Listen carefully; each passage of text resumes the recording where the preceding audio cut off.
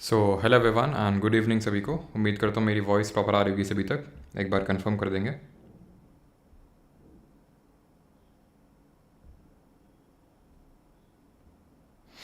फिर हम लोग स्टार्ट करते हैं आज का सेशन।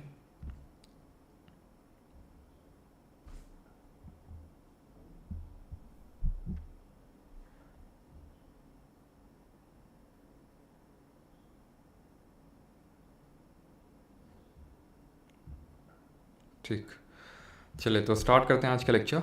और आई नो 15-7 हो रखा है एंड शायद ब्रॉन्ज मेडल भी अपने हाथ नहीं आएगा। 15-8।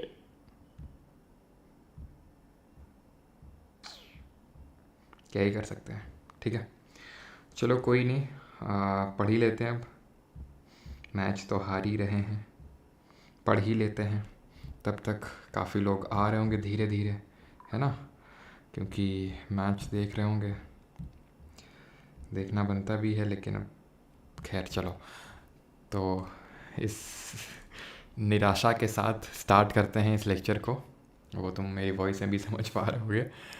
और मुझे लग रहा था कि शायद मुझे 7 ऑन द स्पॉट मुझे 7 PM पे क्लास शुरू कर दूंगा मैं, क्योंकि फर्स्ट सेट में जिस हिसाब से लक्ष्य सेन खेले थे ऐसा लग रहा था कि 2 सेट का ही गेम होगा ज़्यादा से ज़्यादा बस, और 2 सेट में ही हम ब्रॉन्ज जीत जाएंगे। लेकिन 3 सेट में भी लगता नहीं जीत रहे हैं। बिल्कुल ठीक है, तो स्टार्ट करते हैं अभी गवर्नर जनरल और वॉइस रॉय। सबसे पहले ये गवर्नर, आपने काफ़ी ये टर्मिनोलॉजी सुनी होंगी। Governor of Bengal, governor general of Bengal, governor general of India, viceroy, इनमें डिफरेंस क्या होता है वो पहले हम समझ लेते हैं। ठीक है, तो एक्चुअल में ब्रिटिश इंडिया के टाइम पे 3 प्रेसिडेंसी हुआ करती थी। 3 प्रेसिडेंसी हुआ करती थी मतलब 3 एडमिनिस्ट्रेटिव यूनिट होती थी जहाँ से ब्रिटिशर्स गवर्न करते थे। ठीक है, पूरे इंडिया को। एक तो ये बंगाल है जो प्रेजेंट डे, ध्यान रखना अभी मैं यहाँ बंगाल ड्रॉ कर रहा हूँ, बट आपको पता है आज का जो प्रेजेंट डे बांग्लादेश है, जहाँ पे आज आपने देखे कितने, आज से नहीं काफ़ी टाइम से राइट्स हो रहे हैं, दंगे हो रहे हैं। तो वहाँ की जो प्राइम मिनिस्टर हैं, the longest serving prime minister, इससे पहले उनके जो फादर थे शेख मुजीबुर रहमान, जो फाउंडिंग फादर कहे जाते हैं बांग्लादेश के, जिन्होंने बांग्लादेश को क्रिएट किया, उनके बाद उन्होंने पदवी ली। और उसके बाद ऐसा हुआ है कि उनको रिज़ाइन करना पड़ा है। और मोस्ट प्रॉब्ली शायद वो भारत आ चुकी हैं या फिर नहीं आई हैं, पता नहीं। ऑफिशियल स्टेटमेंट्स तो अभी रिलीज़ एज सच नहीं हुए हैं। ठीक है, तो ऑफिशियल स्टेटमेंट्स तो एज सच रिलीज़ नहीं हुए हैं, लेकिन मोस्ट प्रॉब्ली ऐसा बोला जा रहा है कि शायद वो इंडिया में जो है शरण ले ली है, फिर ले सकती हैं। ठीक है, तो वहाँ पे क्या हो गया, आर्मी रिकूप हो गया है और आर्मी का ही फाइनली वहाँ पे रूल अभी अंतरिम गवर्नमेंट उसने आर्मी ने बना ली है। ठीक है, बांग्लादेश में। हाँ, अभी मैच में फोकस करो, यहाँ पे फोकस करो। ठीक है, मेरा भी वही फोकस है कि मैच, लेकिन शायद हम लोग नहीं जीतेंगे। ठीक है, तो अब बांग्लादेश की जो आर्मी है तो उसने अभी यहाँ पे कर लिया, खैर उसको साइड करी है। तो ये जो आज का बांग्लादेश है, आज का हमारा वेस्ट बंगाल, ये सारा पूरा बंगाल में आता था। इंडिया, जो ब्रिटिश इंडिया था, ब्रिटिश इंडिया थी, उसकी 40% पॉपुलेशन बंगाल में ही रिसाइड करती थी। देन यहाँ पे आपका था बंगाल के बाद मुंबई और मद्रास। ठीक है, बंगाल, बॉम्बे और मद्रास, ये 3 इंपॉर्टेंट एडमिनिस्ट्रेटिव यूनिट्स थी, क्योंकि ये इतना बड़ा प्रोविंस था इसलिए सबसे इंपॉर्टेंट था बंगाल वाला। ठीक है, और जो मुंबई वाला था, क्योंकि यहाँ पर आप देख सकते हैं वेस्टर्न कनेक्टिविटी प्रोवाइड करता है ये, और मद्रास वाला भी इक्वली इंपॉर्टेंट था। इक्वली इंपॉर्टेंट तो नहीं बोल सकते हैं, क्यों? क्योंकि बाद में ये बात ब्रिटिशर्स को लगी, क्योंकि सबसे पहले आपको पता होना चाहिए कि यहाँ पे ईस्ट इंडिया कंपनी एक्चुअली मेरा भी जो दिमाग है वो उसी में लगा हुआ है कि भाई कहाँ कहाँ पहुँचा, लेकिन वी हैव लॉस्ट। यस, 1911 हो चुका है, 8 पॉइंट का डिफरेंस है और अब कोई चांस नहीं है कि हम जीतेंगे। No chance, no chance. मतलब फिर सोचा नहीं था कि 13-21 से लीड करने के बाद पहले सेट में ये हो जाएगा।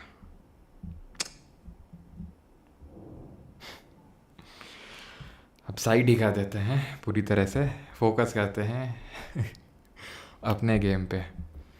तो ये सारा कुछ था। ठीक है, तो ईस्ट इंडिया कंपनी का रूल था। अब हुआ क्या कि एक एक्ट को पास किया गया ब्रिटिश पार्लियामेंट के थ्रू, रेगुलेटिंग एक्ट उसको बोलते हैं। क्यों पास किया गया? ये 1773 में पास किया गया, क्योंकि ये बात ब्रिटिश गवर्नमेंट को समझ आ चुकी थी कि अगर इस तरह से सारी चीज़ें चलती रहीं ईस्ट इंडिया कंपनी की, इतना भयंकर करप्शन, क्योंकि किसी भी कंपनी को सिर्फ प्रॉफिट से मतलब होता है, तो यहाँ उसका मेन मकसद था प्रॉफिट, कितना ज़्यादा से ज़्यादा प्रॉफिट। वो लॉन्ग टर्म प्रॉफिट का नहीं सोच रही थी। ब्रिटिश गवर्नमेंट को क्या चाहिए था? लॉन्ग टर्म प्रॉफिट एक तरह से चाहिए था। तो इसीलिए उसने धीरे धीरे कंपनी के अफेयर्स को रेगुलेट करना यहाँ से स्टार्ट किया। और सबसे पहली बार उसने बोला कि आज से जो गवर्नर ऑफ बंगाल है, जो गवर्नर ऑफ बंगाल है वो गवर्नर जनरल ऑफ बंगाल हो जाएगा। ठीक है, गवर्नर जनरल ऑफ बंगाल हो जाएगा। क्यों? क्योंकि अभी मैंने बताया जो ब्रिटिश इंडिया की 40% पॉपुलेशन थी वो बंगाल में रिसाइड करती थी। तो इन्होंने क्या किया, इन तीनों एडमिनिस्ट्रेटिव यूनिट्स में सबसे ज़्यादा importance governor general of Bengal को दी थी। तीनों जगह गवर्नर बैठते थे। तीनों जगह से मेरा मतलब है कि तीनों प्रेसिडेंसीज़ में, बंगाल में भी, बॉम्बे में भी और मद्रास में, तीनों प्रेसिडेंसीज़ में गवर्नर बैठते थे। तो इन दोनों गवर्नर को, यानी कि बॉम्बे और मद्रास वालों को सबऑर्डिनेट कर दिया बंगाल वाले के, सो दैट बंगाल वाला इन दोनों पे कंट्रोल कर सके और ब्रिटिश गवर्नमेंट इसी से सारी चीज़ें पूछ सके, ये आंसरेबल हो डायरेक्टली ब्रिटिश गवर्नमेंट को। ये भी आंसरेबल है, लेकिन अब तीनों को अलग अलग मैनेज करना इससे आसान था उन लोगों के लिए कि सिर्फ एक बंदे को मैनेज करना, और वो था गवर्नर जनरल ऑफ बंगाल, जो कि अभी गवर्नर ऑफ बंगाल से गवर्नर जनरल ऑफ बंगाल बन चुका था। तो उस समय जो गवर्नर ऑफ बंगाल हुआ वो, उसका नाम था वॉरेन हेस्टिंग्स। क्या नाम था उसका? वॉरेन हेस्टिंग्स था। और ये Warren Hasting last governor of Bengal बना और पहला गवर्नर जनरल ऑफ बंगाल बन गया, क्योंकि उस समय गवर्नर ऑफ बंगाल यही था। अगर आपसे पूछ ले पहला गवर्नर ऑफ बंगाल कौन था, तो पहला governor of Bengal Robert Clive था, जो कि 2 बार गवर्नर ऑफ बंगाल बन चुका था। ठीक है, अब गवर्नर जनरल ऑफ इंडिया क्या क्या मतलब क्या है? तो एक्चुअल में ऐसे ही जब गवर्नर जनरल ऑफ बंगाल था तो इसको और पावर देने की कोशिश करी ब्रिटिश पार्लियामेंट ने। कैसे? एक और एक्ट पास किया। ये तो था 1773 का रेगुलेटिंग एक्ट। यहाँ पे पास किया गया 1833 का एक्ट, जिसको हम सेंट हेलिना एक्ट के नाम से जानते हैं। इस एक्ट के through governor general of Bengal को गवर्नर जनरल ऑफ इंडिया बना दिया गया। और इस समय जो गवर्नर जनरल ऑफ बंगाल था वो था विलियम बेंटिक। वो कौन था? विलियम बेंटिक था। तो विलियम बेंटिक बना last governor general of Bengal और पहला governor general of India William Bentinck. इतनी चीज़ क्लियर आपको? अब ये वॉइस रॉय क्या है? वॉइस रॉय अभी आप समझेंगे कि किस तरह से जब 1857 का रिवोल्ट हुआ, 1857 की क्रांति, तो उसके बाद एक्चुअल में ईस्ट इंडिया कंपनी को ही पूरी तरह से ख़त्म कर दिया गया। देखिए, इस पूरे लेक्चर में ये थोड़ा सा मैं प्री कंसीव्ड नोशन के साथ चलूँगा कि आपको कुछ चीज़ें मालूम होंगी।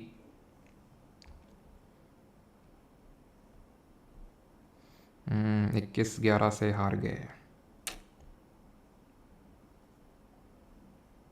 लक्ष्य सेन लॉस्ट, यस, 21-11 से हार गए हम। कोई नहीं, अभी लेक्चर पे फोकस करते हैं। हार गए सो हार गए, अच्छा खेले लक्ष्य सेन, ठीक है, बहुत अच्छा खेले। अब आपकी खेलने की बारी है, ठीक है। चलो लेक्चर पे फोकस करते हैं अभी, मैं भी और आप भी, ठीक है। तो गवर्नर जनरल ऑफ इंडिया भी ये हुआ क्या 1850 से? हाँ, ये मैं बोल रहा था कि प्री कंसीव्ड यहाँ पे थोड़ा सा मैं समझ के चल रहा हूँ कि आपको कुछ चीज़ें पता होंगी, नहीं तो फिर ये लेक्चर तकरीबन 2-3 घंटे खिंच जाएगा, जो कि मैं खींचना नहीं चाहता हूँ। बिकॉज यहाँ पे हमें किस गवर्नर जनरल के टाइम पे क्या क्या चीज़ें हुई थी और कुछ इक्का दुक्का चीज़ें इंपॉर्टेंट जो है हमारे एग्जाम पर्सपेक्टिव से वो देखनी है। क्यों? क्योंकि बिकॉज CGL मेंस पे भी, जो पिछला वाला CGL मेंस हुआ था 23 वाला, उसमें क्वेश्चन आ चुका है कि आपको मैचिंग में बताना था कि किस गवर्नर जनरल के टाइम पे क्या काम हुआ था।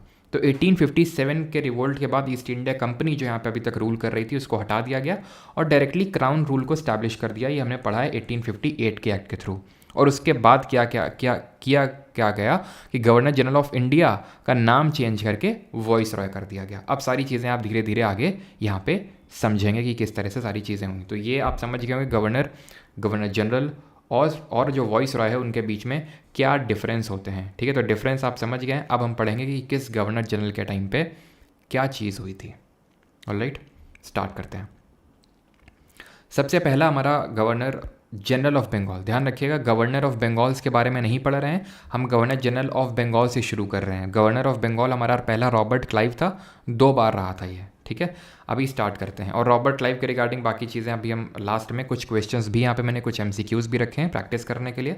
और एक चीज़ और कि आप लोगों का जो क्विज़ वाला ग्रुप है ठीक है, आपको पता है जो लोग ज्वाइंट है उस क्विज़ ग्रुप में, कि अभी हम लोगों ने घराना टॉपिक किया था, ठीक है, अभी हम लोगों ने रिसेंटली सेंसस वाला टॉपिक किया है, तो उसके क्विजेज़ वहाँ पे करवाए जाते हैं, एक समरी अपलोड कर दी जाती है बहुत ही अच्छे फॉर्मेट में, और उसके बाद वहाँ पे क्विजेज़ होती हैं, तो प्लीज़ उसको ज्वाइन कर लीजिएगा, लिंक डिस्क्रिप्शन में दी हुई है। Clear. Governor general of Bengal start करते हैं। सबसे पहले वॉरेन हेस्टिंग, इसका टेन्योर क्या था, टाइम पीरियड क्या था, नहीं कब से लेकर कब तक था, ये था 1773, 1773 से लेकर 1785 तक, 1785 तक। क्या ये आपको ये पूरा टर्म याद रखना है कि कब से कब तक था? अभी ये याद नहीं रखना है आपको, इसमें वो याद रखना है जो मैं आपको बता रहा हूँ कि इनके टाइम पे क्या क्या हुआ था। ठीक है, अभी ये वाला जो टर्म है इसको आप लीव कर दीजिए कि कब से कब तक रहे थे। सबसे पहला तो ये है कि इनके टाइम पे रेगुलेटिंग एक्ट आया था, इसमें कोई दो राय वाली बात नहीं होनी चाहिए। क्यों? क्योंकि रेगुलेटिंग एक्ट ने ही, जो 1773 का पहला रेगुलेटिंग एक्ट था, उसी ने तो इनको गवर्नर ऑफ बंगाल से गवर्नर जनरल ऑफ बंगाल बनाया। ठीक है, पिट्स इंडिया एक्ट आया था इनके टाइम पे, जो 1784 का एक्ट था, पिट्स इंडिया एक्ट 1784 वाला। अब यहाँ पे जो इंपॉर्टेंट चीज़ें वो देखिएगा। पहला फर्स्ट दूसरा वाला हुआ था। हाँ, पहले तो आप ये नोट कर सकते हो कि पहला एंग्लो मराठा वॉर हुआ था। ठीक है, फर्स्ट एंग्लो मराठा यहाँ पे वॉर हुआ। ठीक, एंड हमने हिस्ट्री में पढ़ा था it ended with treaty of, किस ट्रीटी से ख़त्म हुआ था ये, कौन सी ट्रीटी से एंड हुआ था ये? और सेकंड एंग्लो मैसूर वॉर हुआ था।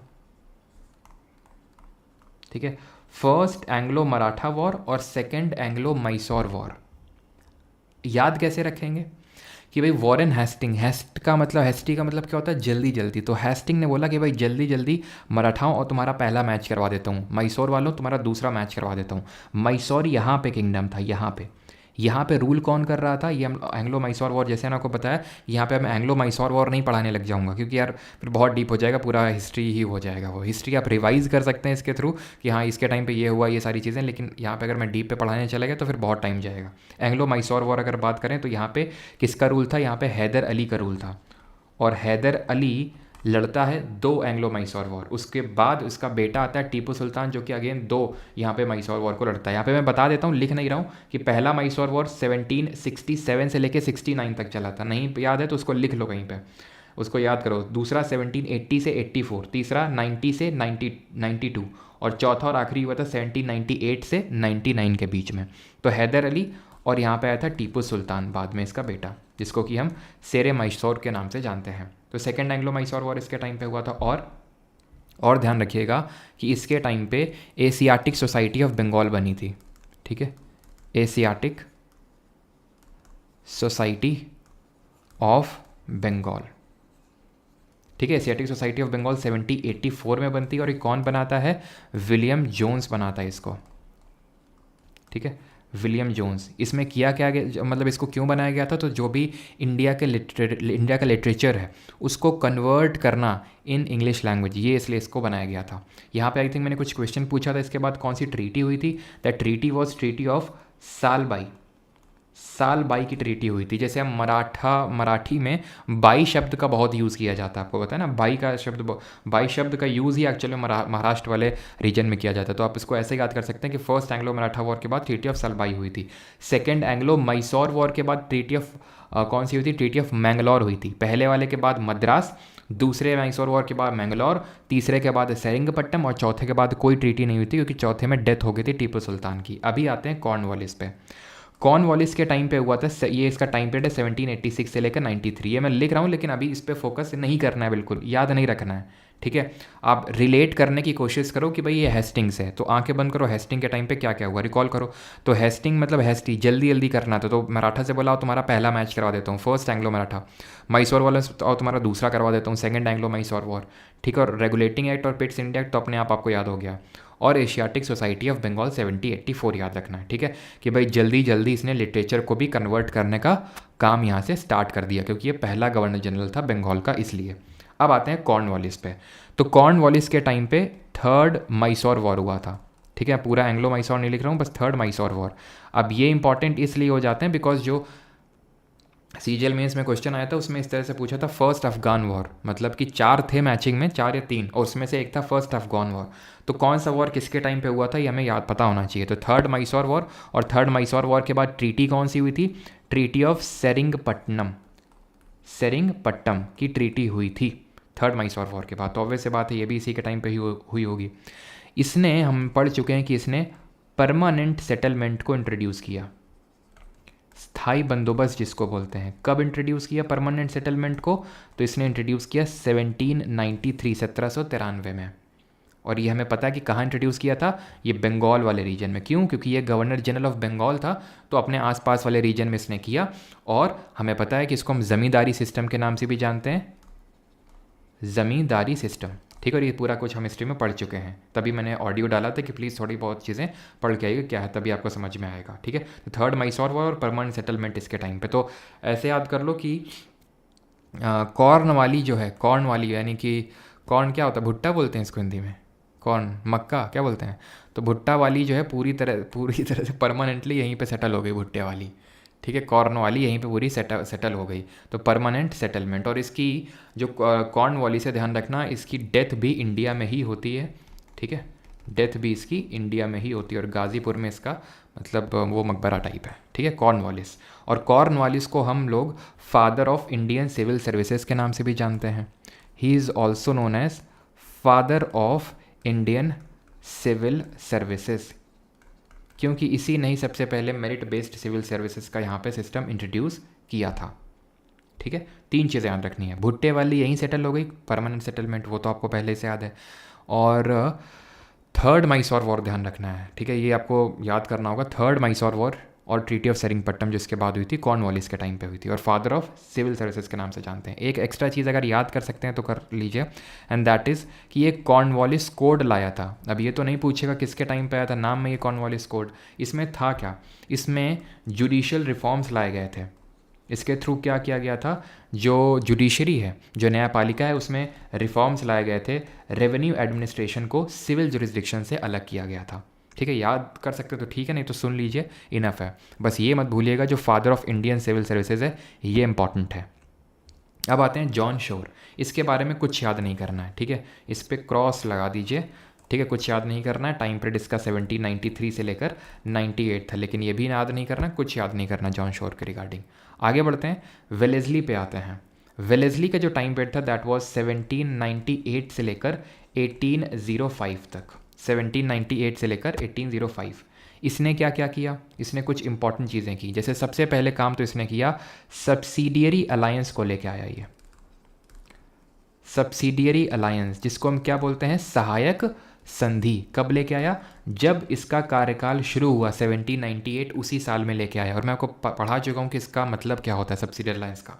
इसका मतलब ये होता है कि एक्चुअली इन लोगों को थ्रेट था ब्रिटिशर्स को कि कहीं ये जो फ्रांसीसी हैं, जैसे कि मेनली जो नेपोलियन है, ये इंडिया पे इन्वेजन ना कर दें। तो इनको खतरा इस बात से था कि ये जो इंडियन रूलर्स हैं उसकी सहायता लेगा नेपोलियन। तो इसलिए ये जो वेलेस्ली था, इसने क्या किया, इसने एक संधि का एक ट्रीटी रखी, मतलब एक सभी रूलर्स के सामने एक अपना प्रस्ताव रखा कि इस तरह से प्रोविजंस हैं। क्या प्रोविजंस थे इसमें? प्रोविजंस ये था कि एक ब्रिटिशर को आप के अपने कोर्ट में रखना पड़ेगा परमानेंट रेजिडेंट के तौर पे, अपनी फ़ोर्स हटानी पड़ेगी, ब्रिटिश की फ़ोर्स रखनी पड़ेगी, ब्रिटिश आर्मी रखनी पड़ेगी, और उसके बदले हम आपको प्रोटेक्शन देंगे।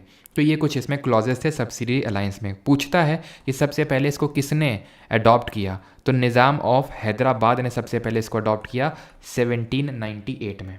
देन इसको मैसूर, अब मैसूर याद करिए, एंग्लो मैसूर वॉर कब ख़त्म हुआ था, 1799 में, टीपू सुल्तान की डेथ के साथ। तो जब ख़त्म हो गया पूरा, कोई यहाँ पे बचा ही नहीं, तो इन्होंने क्या किया, ब्रिटिशर ने, मैंने बताया था, वुडेयार डायनेस्टी को रख के उनको स्टैब्लिश वहाँ पे स्थापित करके, और उनसे ज़बरदस्ती क्या है, क्योंकि उन्होंने ही वुडेयार डायनेस्टी को बोला कि आओ तुम आ जाओ यहाँ पे रूल करो, तो अब वैसे बात है वो तो साइन करेंगे ही 1799 में। और अवध ये आ गया था, इसने साइन कर लिया था 1801 में। और अभी रिसेंटली आपको पता है सिलेक्शन पोस्ट या फिर आई थिंक जेईई एग्जाम में पूछा गया कि किसने ये बोला था कि अवध लाइक अ चेरी, जो कि ब्रिटिशर्स के मुंह में गिरने ही वाली है, बस गिरने ही वाली है, यानी कि ब्रिटिशर्स के अंडर में आने वाली है। तो ये स्टेटमेंट किसने दी थी, ये स्टेटमेंट दी थी अवध के बारे में डलहौजी ने, कि ये ब्रिटिश का पार्ट बनने ही वाला है। तो ये सब्सिडियरी अलायंस हो गए। बैटल कौन कौन से हुए थे इसके टाइम पे? तो बैटल हुए थे दूसरा मराठा वॉर, मराठा वॉर, और आप यहाँ पे समझ सकते हैं 1799 में मैसूर वॉर ख़त्म हो गए थे। तो फोर्थ जो मैसूर वॉर होता है वो भी इसी के टाइम पे होता है, ठीक है। सेकंड मराठा वॉर और फोर्थ मैसूर वॉर। क्लियर इतनी चीज़। और एक ट्रीटी हम लोग पढ़ चुके हैं, दैट इज़ ट्रीटी ऑफ बसाइन, ठीक है। ट्रीटी ऑफ बसाइन ये कब साइन होती है? इन द ईयर 1802। किसके बीच में साइन होती है? ये भी क्वेश्चन पूछा जा चुका है। तो बाजी राव दी सेकेंड और ब्रिटिशर्स के बीच में होती है, नाम याद रखिएगा। क्लियर। तो ये सेकेंड मराठा जो वॉर होता है ये कब होता है? ये होता है आपका 1803 से लेकर 05 के बीच में। एंड फोर्थ मैसूर वॉर आपको पता है 1799 में ख़त्म हुआ था। यहाँ तक किसी कोई डाउट? अब आएगा हमारा लॉर्ड हेस्टिंग्स। बिल्कुल सही है, 1802, यस, ठीक है। अब देखो यार, मैंने लॉर्ड इनके नाम के आगे लगा रखा है जानबूझ के, मतलब लगाना नहीं चाहिए था मुझे, पहले मैंने हटा भी दिया था। फिर मैंने इसलिए लगा दिया क्योंकि एग्ज़ाम में अभी वो लॉर्ड करके ही लिखता है जो आपका एग्ज़ाम पेपर होता है, ठीक है। तो मैं नहीं चाहता हूँ कि भाई थोड़ा सा आपको कम फेमिलियर टाइप लगे कि यार आपको वहाँ पे हेस्टिंग, अरे यार हमने तो लॉर्ड हेस्टिंग पढ़ा था, ये हेस्टिंग लॉर्ड हेस्टिंग कहीं अलग तो नहीं है। तो इसलिए मैंने लॉर्ड लगा दिया है, ठीक है, इसलिए सो दैट आपको कन्फ्यूज़न ना हो एग्ज़ाम में, वो ज़्यादा इंपॉर्टेंट है। अब हमने वॉरेन हेस्टिंग पढ़ा था, ये हेस्टिंग अलग है, ये आया था 1813 में, ठीक है। याद करो उसके टाइम पे मराठा वॉर शुरू हुई थी ना पहला, इसके टाइम पे ख़त्म हुई, इसके टाइम पे थर्ड मराठा वॉर हुई, 3 मराठा वॉर हुई थी। तो पहला वाला वॉरेन हेस्टिंग के टाइम पे, और जो आखिरी वाला है जो थर्ड वाला है वो इसके टाइम पे हुआ था 1817 से लेकर 19 के बीच में, ठीक है। ये टर्म आपको उतना ज़रूरी नहीं कि आप याद रखो, लेकिन ये ज़रूर याद रखना है आपको कि किसके टाइम पे कौन सा बैटल हुआ था, ठीक है। और एंग्लो नेपाल वॉर भी हुई थी। एंग्लो का मतलब क्या होता है? अंग्रेज, ठीक है। एंग्लो नेपाल वॉर भी हुई, और ये एंडेड विद ट्रीटी ऑफ, ध्यान रखना, सगौली। ये किस ट्रीटी से ख़त्म हुआ था? जैसे वो सालबाई से ख़त्म हुआ था फर्स्ट एंग्लो मराठा, ये सगौली से ख़त्म हुआ था, ठीक है। बस यहाँ पे आपको और एक चीज़ याद कर सकते हैं, याद करिए 1820 में ही रैयतवाड़ी सिस्टम आया था। तो रैयतवाड़ी सिस्टम कहाँ पे आया था? ये यहाँ पे आया था, मद्रास, और ये मद्रास वाला जो रीजन है यहाँ पे, ठीक है, यहाँ पे आया था इस वाले रीजन में। और ये रिकार्डियन थ्योरी ऑफ रेंट पे बेस्ड था। रैयत्स का मतलब होता है पेजेंट्स, और पेजेंट्स को डायरेक्टली ही रेवेन्यू देना होता था, या फिर पेजेंट से डायरेक्टली रेवेन्यू कलेक्ट किया जाता था। किसने इसको इंट्रोड्यूस किया था? मुनरो, हाँ, मुनरो और रीड ने किया था इसको इंट्रोड्यूस, ठीक है, मुनरो और रीड। कॉर्न भुट्टे वाली ने क्या किया था? परमानेंटली सेटल हो गई थी यहीं पे, तो परमानेंट सेटलमेंट, वो चीज़ आपको याद करनी है, ठीक है। Minto the first, Minto the first के रिगार्डिंग आपको एक चीज़ बस याद कर लेनी है। टाइम पीरियड यहाँ पे मैं लिखे दे रहा हूँ, लेकिन अभी आपको इस पे फोकस बिल्कुल भी नहीं करना है जो मैं टाइम पीरियड यहाँ पे लिख रहा हूँ, ठीक है। आपको फोकस करना है किसके टाइम पे क्या हुआ। तो मिंटो 1 के टाइम पे ध्यान रखना सिर्फ एक काम हुआ, मिंटो 1 के टाइम पे सिर्फ एक इंपॉर्टेंट काम हुआ था, and that is treaty of Amritsar sign हुई थी। हाँ ठीक है, ट्रीटी ऑफ अमृतसर साइन हुई थी। अमृतसर की ट्रीटी कब साइन हुई थी? ये साइन हुई थी 1809 में, 1809 में। और ये किसके बीच में हुई थी? महाराजा रंजीत सिंह और ब्रिटिशर्स के बीच में। ये हम लोग हिस्ट्री में पढ़ चुके हैं कि यहाँ पे जो सतलज रिवर है उसको बाउंड्री बनाया गया था कि रंजीत सिंह इसके ऊपर रहेंगे, ब्रिटिशर्स इसके नीचे रहेंगे, और इस ट्रीटी का वॉयलेशन दोनों लोग नहीं करेंगे। तो ये कब तक वॉयलेशन नहीं हुआ? जब तक कि रंजीत सिंह जिंदा रहे। जब उनकी डेथ हो गई तो ब्रिटिशर्स समझिए कि अब यहाँ पे कोई ढंग का रूलर तो है नहीं, तो उन्होंने चढ़ाई कर दी। अब चढ़ाई किसका टाइम पे करी वो देखते हैं अभी, ठीक है। तो सतलज रिवर को यहाँ पे बाउंड्री बनाया गया था इस ट्रीटी में। तो मिंटो 1 के टाइम पे सिर्फ एक काम हुआ। अब बेंटिक के टाइम पे काफ़ी काम हुए। इसके बाद ऐसा नहीं कि कोई आया नहीं, इसके बाद एक एमहर्स्ट करके आया, लेकिन उसके टाइम पे कुछ ऐसा नहीं हुआ कि जो हमें पढ़ने की ज़रूरत है। फर्स्ट एंग्लो बर्मा वॉर हुआ, लेकिन वो इंपॉर्टेंट नहीं है हमारे लिए। एमहर्स्ट करके आया था, इसके बाद हमें बेंटिक के बारे में पढ़ना है। तो बेंटिक का जो टाइम पीरियड है वो 1828 से लेकर 1835 तक है, 1835 तक, 1828 से लेके 1835 तक है इसका टाइम पीरियड। अब यहाँ पे आप कमेंट में जल्दी से ये बताइए कि 1828 के टाइम पे कोई एक इम्पॉर्टेंट समाज का गठन हुआ था, बता सकते हैं आप वो कौन सा समाज था?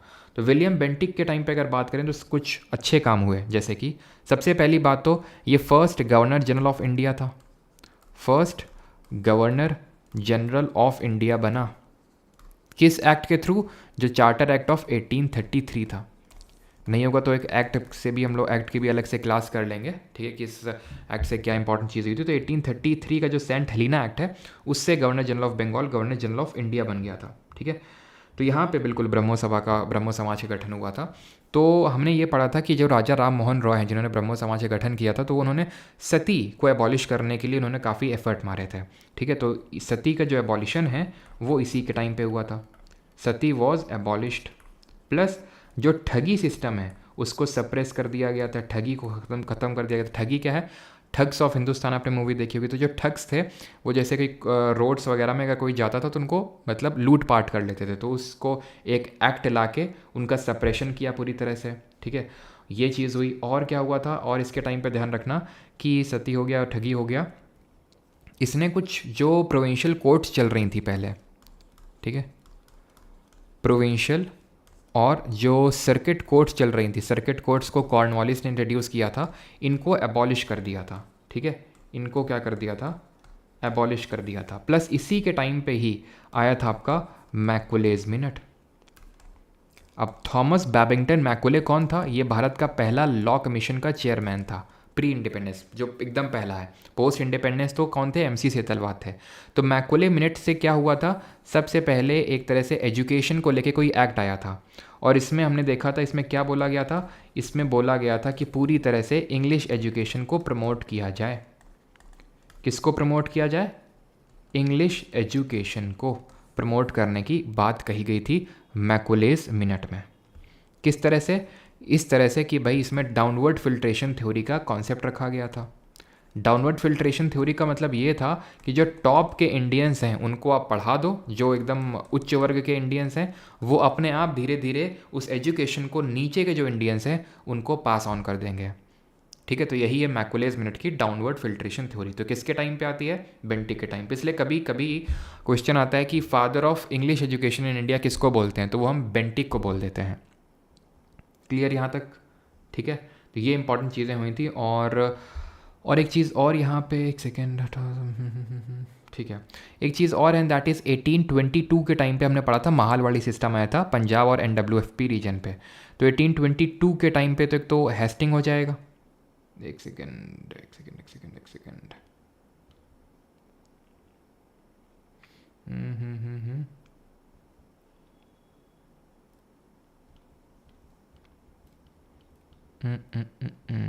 इसको पहले करिएगा, ठीक है। मिनटों को पहले रखना चाहिए था, गलती से यहाँ पे मैंने बाद में रख दिया मिनटों को, ठीक है। मिनटों को पहले रखना चाहिए था, हेस्टिंग को बाद में। तो हेस्टिंग के टाइम पे ही महालवाड़ी आया था। कौन लाया था? Holt Mackenzie. मैंने दो नाम बताए थे, होल्ट मैकेंजी और विलियम बेंटिक। तो होल्ट मैकेंजी और विलियम बेंटिक लाए थे। विलियम बेंटिक लाया था अपने टाइम पे और होल्ट मैकेंजी पहले लाए थे 1822 में। तो ये भी थोड़ा सा ध्यान रखिएगा। महालवाड़ी, महाल का मतलब होता है ग्रुप ऑफ विलेजेस, ये हम हिस्ट्री में पढ़ चुके हैं, ठीक है। तो ये चीज़ें हैं इसके रिगार्डिंग। मेटकैफ की बात करें तो मेटकैफ 1835, बहुत ही शॉर्ट टर्म के लिए इसने रूल किया, मात्र 1 साल के लिए, 1835 से लेकर 36 के बीच में। इसका सिर्फ एक काम याद रखना है, दैट इज़ इसको हम लिबरेटर ऑफ इंडियन प्रेस के नाम से जानते हैं। लिबरेटर ऑफ इंडियन प्रेस के नाम से जानते हैं। क्यों? क्योंकि एक ऑर्डिनेंस लाया गया था, एक अध्यादेश लाया गया था 1823 में, जिसके तहत प्रेस की फ्रीडम को रिस्ट्रिक्ट कर दिया गया था पूरी तरह से। जो इंडियन प्रेस था उसके फ्रीडम को रिस्ट्रिक्ट कर दिया गया था कि भाई आपको लाइसेंस लेना पड़ेगा, ये अगर आपको नया न्यूज़पेपर का वो एजेंसी वगैरह न्यूज़पेपर चलाना है तो इस तरह के काफ़ी वो चलाए गए थे। तो उनको सबको लिबरेट कर दिया था, ख़त्म कर दिया था, इसीलिए इनको लिबरेटर ऑफ इंडियन प्रेस के नाम से जानते हैं। यहाँ तक किसी को कोई डाउट हो तो जल्दी से पूछिए।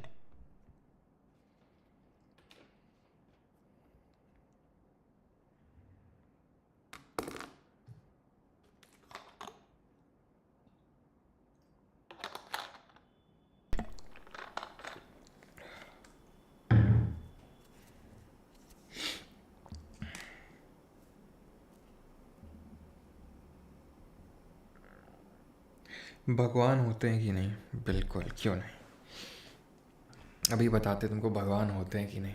रुकना, क्लास के लास्ट तक रुकना है और लास्ट में ज़रूर याद दिलाना मुझे। ऑकलैंड, तो ऑकलैंड की अगर बारे में बात करें तो इसका कब ख़त्म होता है 36, तो इसका शुरू होगा 1836-7 के टाइम पे और चलता है इसका 1842 तक, ठीक है। ऑकलैंड की बात करें तो इसके टाइम पे ए से ऑकलैंड, ए से अफ़गान, फर्स्ट अफ़गान हुआ था, फर्स्ट अफ़गान वॉर हुआ था। ये क्वेश्चन पूछा गया सीजल मेंस में। रंजीत सिंह की डेथ हो गई, वही रंजीत सिंह, वही महाराजा रंजीत सिंह है जिन्होंने ट्रीटी ऑफ अमृत साइन करी थी। याद करो किसके टाइम पे, मिंटो फर्स्ट के टाइम पे 1801 में। याद कैसे किया था, मिंटो फर्स्ट यानी मिंटो वन उसके टाइम पे सिर्फ एक ही चीज़ हुई थी, मिंटो वन एक ही चीज़ हुई थी उसके टाइम पे ढंग की, और वो थी रंजीत सिंह के साथ ट्रीटी ऑफ अमृतसर साइन करी थी ब्रिटिशर्स ने, ठीक है। तो रंजीत सिंह डाइड। और इसके बाद हम देखेंगे कि अब सीधे क्या होगा, पहला एंग्लो सिख वॉर हो जाएगा, ये 1844 से 48 तक, तो हार्डिंगे 1, ठीक है। अब यहाँ पे हो जाएगा पहला सिख वॉर, क्यों, क्योंकि डेथ हो गई रंजीत सिंह की, अब ब्रिटिशर्स को सही मौका मिला है चढ़ाई करने का, तो हार्डिंगे 1 नंबर का सिख वॉर, ठीक है। और फर्स्ट सिख वॉर के बाद कौन सी ट्रीटी हुई थी, ट्रीटी ऑफ लगदी लाहौर दी, ठीक है, ट्रीटी ऑफ लाहौर हुई थी इसके बाद, मतलब फर्स्ट एंग्लो सिख वॉर के बाद। और इसमें सिर्फ 2 ही चीज़ें याद करनी है, फर्स्ट सिख वॉर, उसके बाद ट्रीटी ऑफ ये आपकी लाहौर। इसके बाद आता है डलहौजी, इसके टाइम पे काफ़ी काम हुए, 1848 से लेकर 56 तक रहता है। इसका नाम में क्या है, हाउस है, हाउस, घर। तो घर में थोड़ा सा ज़्यादा इसका घरेलू टाइप का था, घरेलू टाइप मतलब लोगों के घरेलू काम में दखलंदाजी करना, पॉजिटिव वे से भी और नेगेटिव वे से। नेगेटिव वे से कैसे करी, नेगेटिव वे से इसने ऐसे करी, डॉक्ट्रिन ऑफ लैप्स लाया ये, डी से डलहौजी और डी से डॉक्ट्रिन ऑफ लैप्स ऐसे भी याद कर सकते हैं, जिसको कि हम हड़प नीति बोलते हैं, डॉक्ट्रिन ऑफ लैप। और इसी ने बोला था क्या, अवध इज़ लाइक चेरी, वो गिरने वाली ब्रिटिशर्स के माउथ में। इसके तहत इसने बोला कि अगर कोई भी ब्रिटिश इंडिया में अगर कोई भी रूलर है, वो रूल कर रहा है, करते रहो, लेकिन अगर तुम्हारी डेथ के बाद तुम्हारा कोई बेटा नहीं है तो वो किंगडम तुम्हारा हमारे अधीन में आ जाएगा, या फिर अगर है भी और वो एडॉप्टेड सन है, गोद लिया हुआ है, तो भी वो हमारे अंडर में आ जाएगा। तो ये पॉलिसी बोल रही थी, यानी कि घरेलू मामलों में दखलंदाजी कर रहा था। तो इस हड़प नीति को कब लाया था ये डलहौजी, 1848 1848 में। जैसे ही हमने देखा था वेलेस्ली आया था 1798 में, और आते ही सब्सिडी अलायंस ले आया था, और एक्चुअल में सब्सिडी अलायंस उसका ब्रेन चाइल्ड नहीं था, उसका कॉन्सेप्ट नहीं था, वो फ्रेंच गवर्नर जनरल था एक डुप्ले, DUPLEIX, उसका ब्रेन चाइल्ड था, उसने ये उसकी उपज थी। ऐसे डॉक्ट्रिन ऑफ लैप्स भी इसकी उपज नहीं थी, लेकिन किसने यूज़ किया वो हमसे पूछता है, तो वो पता होना चाहिए।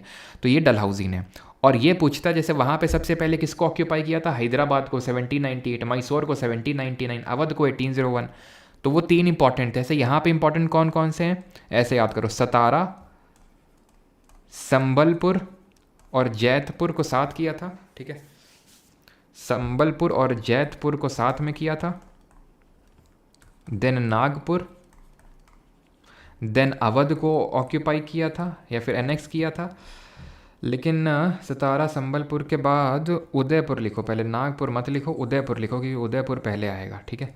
सतारा संबलपुर के बाद लिखो उदयपुर, और उसके बाद झांसी भी तो आएगा, जिसकी वजह से रानी लक्ष्मीबाई ने 1857 के रिवोल्ट में पार्टिसिपेट किया। इसके बाद आएगा आपका नागपुर, और इसके बाद आएगा अवध, ठीक है। तो अवध पूरी तरह से, अवध सब्सिडी अलायंस साइन किया था 1801 में, लेकिन पूरी तरह से आ गया था ब्रिटिशर्स के कंट्रोल में 1856, यानी कि जो फाइनली डलहौजी ने बात बोली थी उसको उसने सच साबित कर दिया। 1848 में लाया था डॉक्ट्रिन ऑफ लैप्स, और उसको पढ़ा, भाई पता था ना कि क्यों डॉक्ट्रिन ऑफ लैप्स वो क्यों ला रहा है और उससे क्या होगा, वो समझ गया कि अवध में क्या है, अवध के एक इम्पॉर्टेंट है। नवाब हमने पढ़ा था वाजिद अली शाह, यहाँ पे लास्ट नवाब थे जिन्होंने कथक को बहुत प्रमोट किया था, इनका कोई नेचुरल हायर था नहीं, तो वो समझ गया था कि अब अवध जो है गिरने ही वाला है ब्रिटिशर्स के मुंह में, तो वो गिर गया। 1857 में डलहौजी भी गिर गया से मतलब उसका टेन्योर ख़त्म हो गया, और फाइनली अवध भी आ गया ब्रिटिशर्स के अंडर में, ठीक है। सतारा 1848, जैतपुर और संबलपुर ये 1849, उदयपुर 1852, याद रखना है ईयर पूछता है, झांसी 1853, नागपुर 1854, यानी कि ये तीनों लगातार हैं, ठीक है। सतारा, संबलपुर, उदयपुर, झांसी, नागपुर और अवध, ये ऑर्डर में आपको याद करना है, ये डलहौजी के टाइम पे हुआ। घर में घुसता है तो घर में घुसता है पॉजिटिव तरीके से, नेगेटिव, तो नेगेटिव हमने देख लिया, पॉजिटिव तरीके से कैसे घुसा, तो इसने टेलीग्राफ लाइन डाली सो दैट लोग आपस में बात कर सकें टेलीग्राफ के थ्रू, ठीक है। टेलीग्राफ लाइन बिछाई इसने और क्या किया, इसने फर्स्ट ट्रेन सर्विस चलाई, इसके टाइम पे चली, ठीक है। पहली ट्रेन, फर्स्ट ट्रेन सर्विस कब चली थी, 1853 1853 के टाइम पे चली थी। किसके किसके बीच में, बॉम्बे से लेकर बॉम्बे टू थाने, बॉम्बे से थाने के बीच में चली थी। साथ ही साथ इसने पब्लिक वर्क डिपार्टमेंट यानी कि पीडब्ल्यूडी, जो पीडब्ल्यूडी का काम है वो भी इसने करवाया, प्लस इसने जो है पोस्टल सर्विस इंट्रोड्यूस की। Father of postal service reforms इसको नहीं बोलते हैं, रॉबर्ट क्लाइव को बोलते हैं, लेकिन जो पोस्टल रिफॉर्म्स है वो ये लेके आया था, ध्यान रखना। फादर ऑफ पोस्टल सर्विसेज बोलते हैं क्लाइव को, और वो क्वेश्चन आई थिंक मैंने कभी देखा भी नहीं एसएससी में, लेकिन अगर पोस्टल रिफॉर्म्स पूछ लेगा कौन लेके आया, ठीक है, तो वो डलहौजी लेके आया, ठीक है। तो इसने हाउस वाले काम किए, प्लस और क्या हाउस वाला काम किया, इसी के टाइम पे ही विडो री मैरिज एक्ट को ड्राफ्ट किया गया था, ठीक है। विडो री मैरिज जो एक्ट है उसको ड्राफ्ट करने का काम ये इसके टाइम पे हुआ था।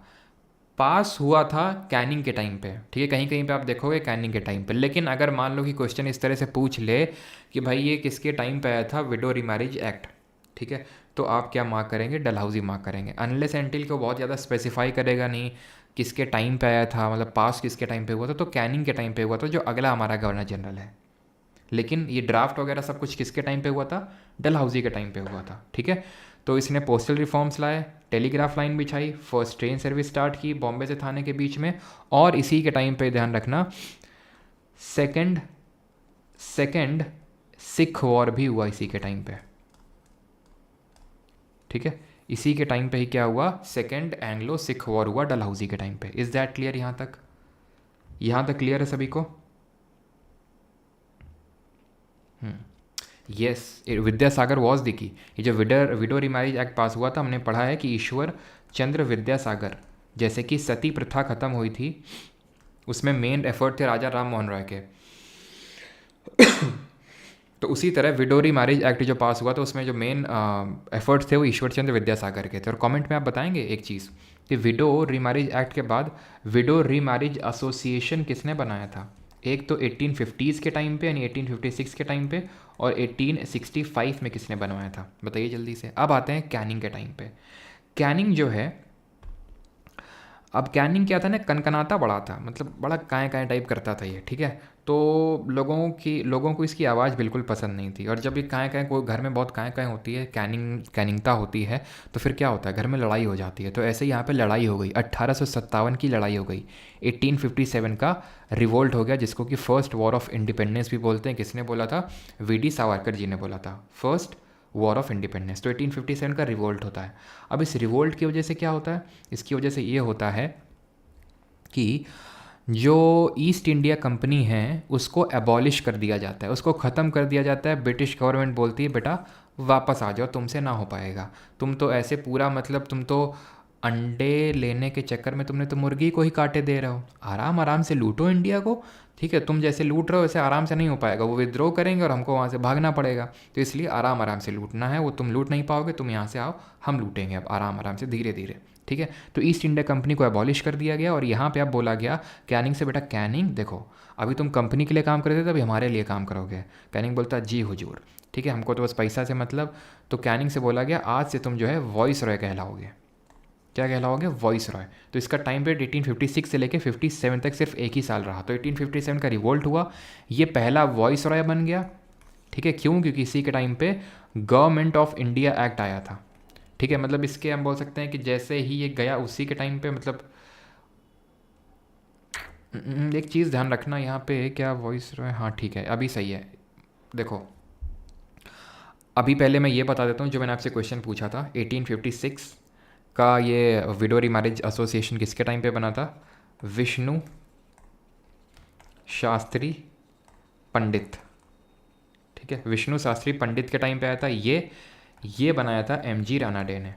कभी कभी पूछता है विधवा, इस तरह से पूछता है, विधवा पुनरुत्तेजक मंडल करके, ठीक है, विधवा विवाह पुनरुत्तेजक मंडल, तो वो 1865 में 1865 में वो होगा, और वो भी विष्णु शास्त्री पंडित ने बनवाया था। ठीक है, इस तरह से अगर पूछता है तो क्लियर।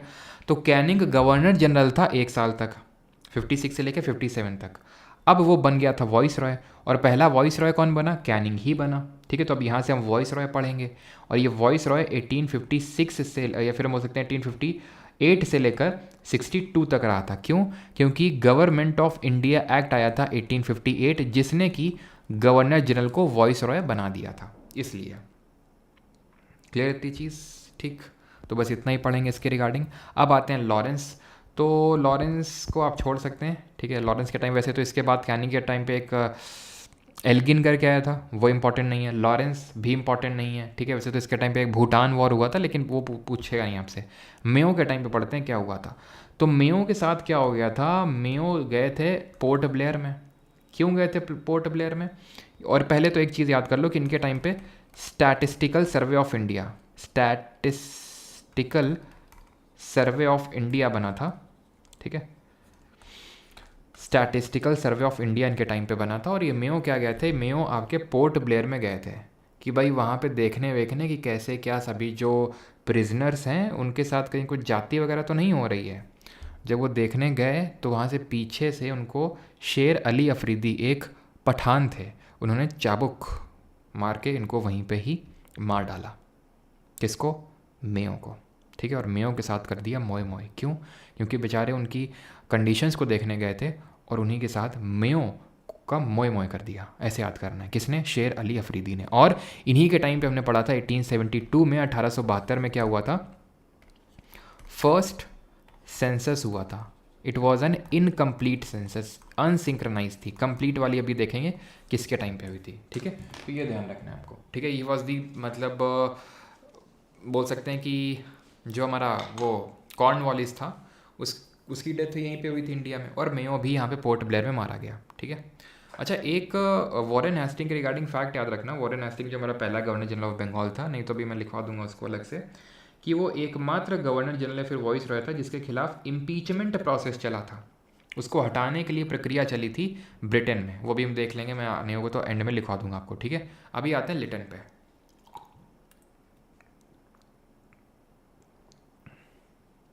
एक सेकंड रुकिएगा थोड़ा सा ना।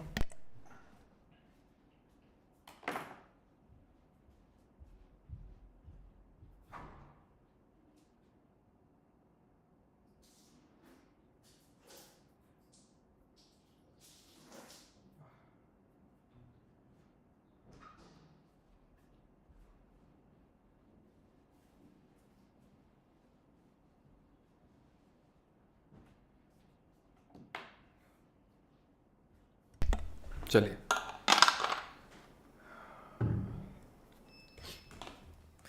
तो लिटन पे के बारे में पढ़ते हैं। लिटन जो है सबसे one of the worst voice Royce था इंडिया के लिए। ठीक है, इसका टेन्योर शुरू होता है 1876 में और ख़त्म होता है 1880 तक, चलता है 1880 तक। He was the worst voice Roy. इसके टाइम पे ऐसी क्या चीज़ें हुई थी जिसको हम वर्स्ट वॉइस रॉय बोलते हैं? सबसे पहला, वर्नैकुलर प्रेस एक्ट पास हुआ था। वर्नैकुलर का मतलब होता है लोकल लैंग्वेज, लोकल लैंग्वेज। तो वर्नैकुलर प्रेस एक्ट पास किया था इसने 1878 में, 1878 के, जिसके थ्रू क्या किया था? इसने बोला था कि जो भी लोकल लैंग्वेज के न्यूज़पेपर हैं उनको हमसे परमिशन लेनी होगी, तभी वो कुछ भी पब्लिश कर सकते हैं। ठीक है, क्योंकि इसको वही डर था कि मतलब हमारे एंटी ब्रिटिश जो चीज़ें हैं वो पब्लिश ना हो न्यूज़पेपर में। तो ये वर्नैकुलर प्रेस एक्ट। ठीक है, दूसरा हुआ था, और मतलब कुछ लोग काफ़ी तेज़ निकले, जैसे कि एक हमारे शिशिर कुमार घोष अमृत बाज़ार पत्रिका निकालते थे, उन्होंने रातों रात उसको इंग्लिश में कन्वर्ट कर दिया और इसके साथ मोए मोए कर दिया। ठीक है, आर्म्स एक्ट ये भी पास हुआ 1878 में, कि भाई अगर अब आपको आर्म्स रखने, हथियार रखने इंडियंस को, सिर्फ इंडियंस को रखने हैं तो उनको लाइसेंस लेना पड़ेगा हमसे, तभी हथियार रख सकते हैं, यूरोपियंस नहीं, सिर्फ इंडियंस को। ठीक है, तो इसने आर्म्स एक्ट पास किया। प्लस इसने फेमाइन हो रखा था, और उसके बावजूद भी, फेमाइन होने के बावजूद भी, भुखमरी फैल रखी थी, उसके बावजूद भी दिल्ली में दरबार ऑर्गेनाइज करवाया। जो नई नई क्वीन बनी थी विक्टोरिया जी, उनके लिए दरबार ऑर्गेनाइज करवाया 1877 में। ये एक और इसने ख़राब और गंदा काम किया इसने। ठीक है, और इसी के टाइम पे ही आखिरी और दूसरा और आखिरी अफ़गान वॉर हुआ था। डलहौजी के टाइम पे दूसरा सिख वॉर हुआ था, इसके टाइम पे दूसरा अफ़गान। डलहौजी भी ख़राब ही था एक तरह से, डॉक्ट्रिन ऑफ लैप्स हड़प नीति टाइप लाया था ये, ठीक है। वैसे तो मिक्स्ड टाइप था डलहौजी, लेकिन उसको ख़राब मान सकते हैं। और उसके टाइम पे भी सेकंड सिख वॉर हुआ था, इसके टाइम पे सेकंड अफ़गान वॉर, ठीक है। सेकंड अफ़गान वॉर लिटन के टाइम पे हुई थी। तो ये 4 चीज़ें बस इसमें ध्यान रखनी है आपको, ठीक है। वर्नाकुलर प्रेस एक्ट लाया था, आर्म्स एक्ट लाया था, दिल्ली दरबार ऑर्गेनाइज करवाया था, ठीक है। पहला दिल्ली दरबार था, 3 दिल्ली दरबार ऑर्गेनाइज हुए थे, ध्यान रखना 3। तो लिटन को जो है थोड़ा सा आप इससे रिलेट कर सकते हो, है ना, इस टाइप का था लिटन। ये मतलब इंडियंस को सब्सिडियरी टाइप देखता था अपना, ठीक है। तो ये है हमारा कौन, ये लिटन आप कंसिडर कर सकते हो कि जो इंडियंस को हमेशा नीचे दिखाता था। और वो हम देख सकते हैं कि किन किन वो चीज़ें उसने करी थी जिससे उसने नीचे इंडियंस को दिखाया था, ठीक है। Vernacular press act, arms act, Delhi दरबार। तो दिल्ली दरबार जैसे मैंने बताया 3 हुए थे। पहला हुआ था आपका 1877 में, दूसरा दिल्ली दरबार हुआ था 1903 में, 1903 में, और तीसरा हुआ था 1911 में, ठीक है। वो भी अभी हम देखेंगे, दूसरे और तीसरे। रिपन, जितना खराब जितना गंदा लिटन था उतने ही अच्छे रिपन थे, तो इसीलिए इनके नाम के आगे लॉर्ड बिल्कुल लगा सकते हैं, ठीक है। अभी क्या क्या इन्होंने अच्छे काम किए थे। लिटन कब गया, 78 में गया ना, लिटन 80 में गया ना, 1876 से 80 तक रहा, 4 साल तक रहा। 80 से लेकर अगले 4 साल तक रिपन जी रहे, 1880 से लेकर 84 के बीच में। अब इन्होंने काफ़ी अच्छे काम किए। पहले 2 काम तो वही की कि लिटन की गंदगी को साफ़ किया इन्होंने। लिटन ने जो लिटर किया था, लिटर का मतलब गंदगी होता है ना शायद इंग्लिश में, तो लिटर इसने किया जो था, गंदगी फैलाई थी इसने, लिटन ने, उसको साफ़ किया रिपन जी ने, ठीक है। कैसे, एक तो वर्नाकुलर प्रेस एक्ट को रिपील कर दिया, ख़त्म कर दिया इन्होंने। आर्म्स एक्ट जो था, आर्म्स एक्ट उसको रिपील कर दिया रिपन जी ने। तीसरा, ये फर्स्ट फैक्ट्री एक्ट इन्हीं के टाइम पे पास हुआ।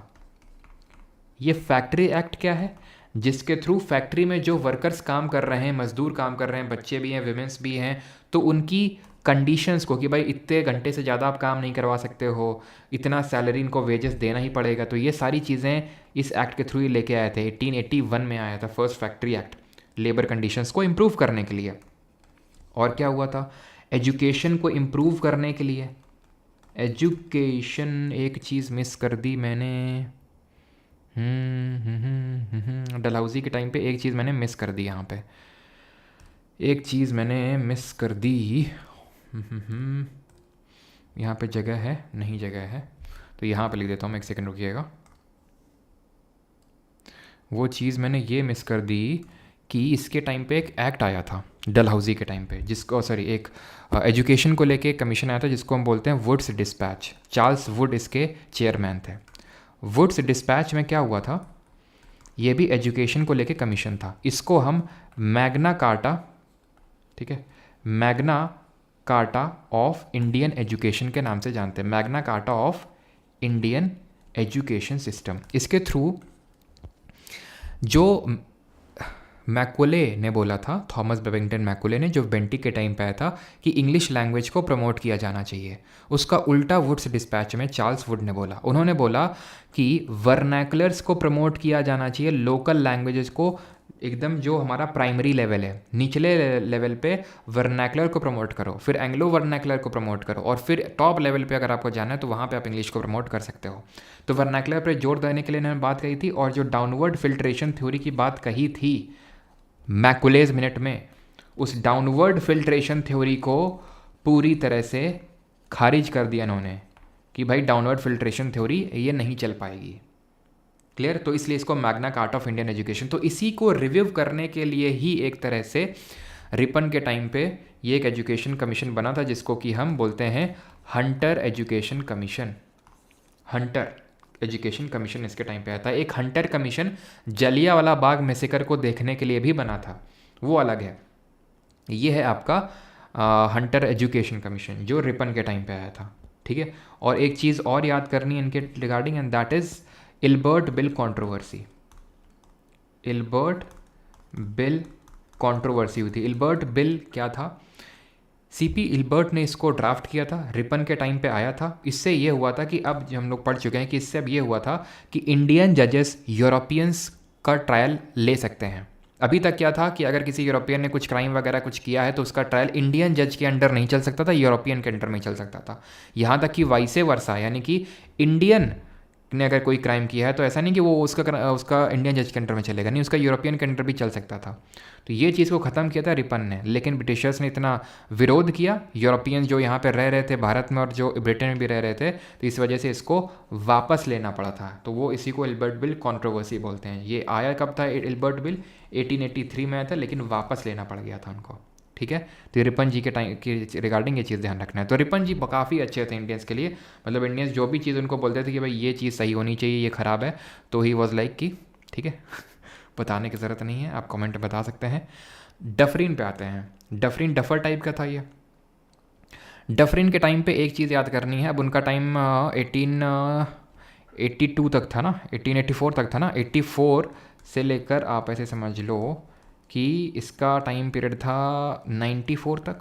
ठीक है, इसके टाइम पे बस एक चीज़ ध्यान रखनी है, and that is Indian national Congress का फॉर्मेशन। ठीक है, कांग्रेस जब फॉर्म हुई थी तो उस समय इंडिया का वॉइस रॉय कौन था? ये डफर। और इसी ने बोला था कांग्रेस को अ फैक्ट्री ऑफ सेडिशन, राजद्रोह की एक फैक्ट्री बोला था कांग्रेस को इसने, डफरिन ने। ठीक है, और ज़रा कमेंट में बताइए कि सेफ्टी वॉल थ्योरी किसने दी थी।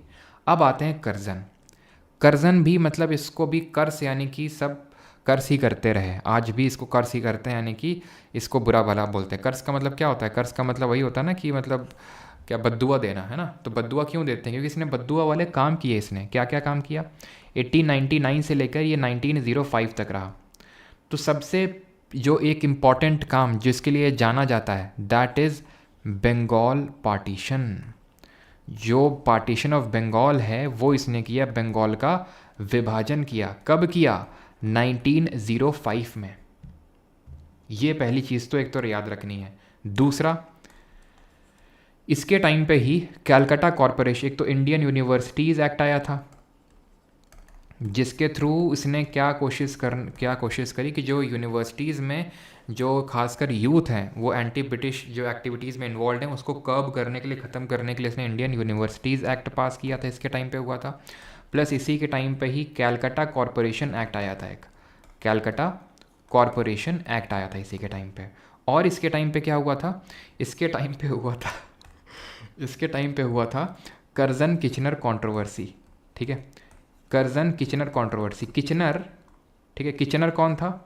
किचनर था आपका एक ब्रिटिश आर्मी का मिलिट्री कमांडर।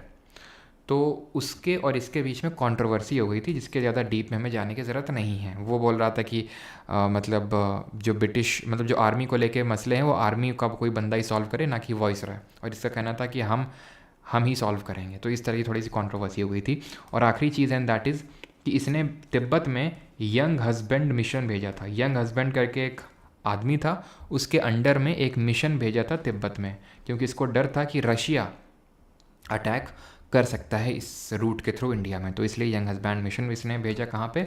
तिब्बत में। इसी के टाइम पे भेजा गया। ठीक है, और कर्जन जो है लास्ट काम इसने क्या किया था? लास्ट ही काम था बंगाल पार्टीशन, और बंगाल पार्टीशन करने के बाद ये चला गया, यानी कि 1905 में इसका टेन्योर ख़त्म। अब कौन आते हैं? अब आएंगे मिंटो टू, ध्यान रखना। ठीक है, पहले आएंगे मिंटो टू, देन आएंगे हार्डिंग टू, ध्यान रखना। ठीक है, तो मिंटो टू का जो टर्म था वो 1905 से लेकर 1910 तक था। इसके टाइम पे क्या हुआ था? मुस्लिम लीग बनी थी। अब यहाँ से धीरे धीरे पता है क्या होगा? अब जो टफनेस थी आपको, जो आपको दर्द हो रहा था दिमाग में, वो अब धीरे धीरे कम हो जाएगा, ना के बराबर हो जाएगा। और हमारे लिए अब आगे का जो, अब मैं इस पूरे लेक्चर को 2 पार्ट में डिवाइड करता हूँ, यानी कि एक पार्ट अब आप ये मान लीजिए कि हार्डिंग 2 से ख़त्म हो जाएगा। ठीक है, पहले तो यार मिंटो 2 में पढ़ना है ना, एक सेकेंड, यहाँ पे ख़त्म हो जाएगा। और दूसरा पार्ट इसके आगे शुरू होगा, जो कि काफ़ी आसान होगा आपके लिए, वो भी आपको मैं बताऊँगा क्यों। ठीक है, मिंटो 2 के टाइम पे क्या हुआ था? इसका टाइम पे 1905 से लेकर 1910 तक रहा। और इसके टाइम पे एक तो मुस्लिम लीग का फॉर्मेशन हुआ।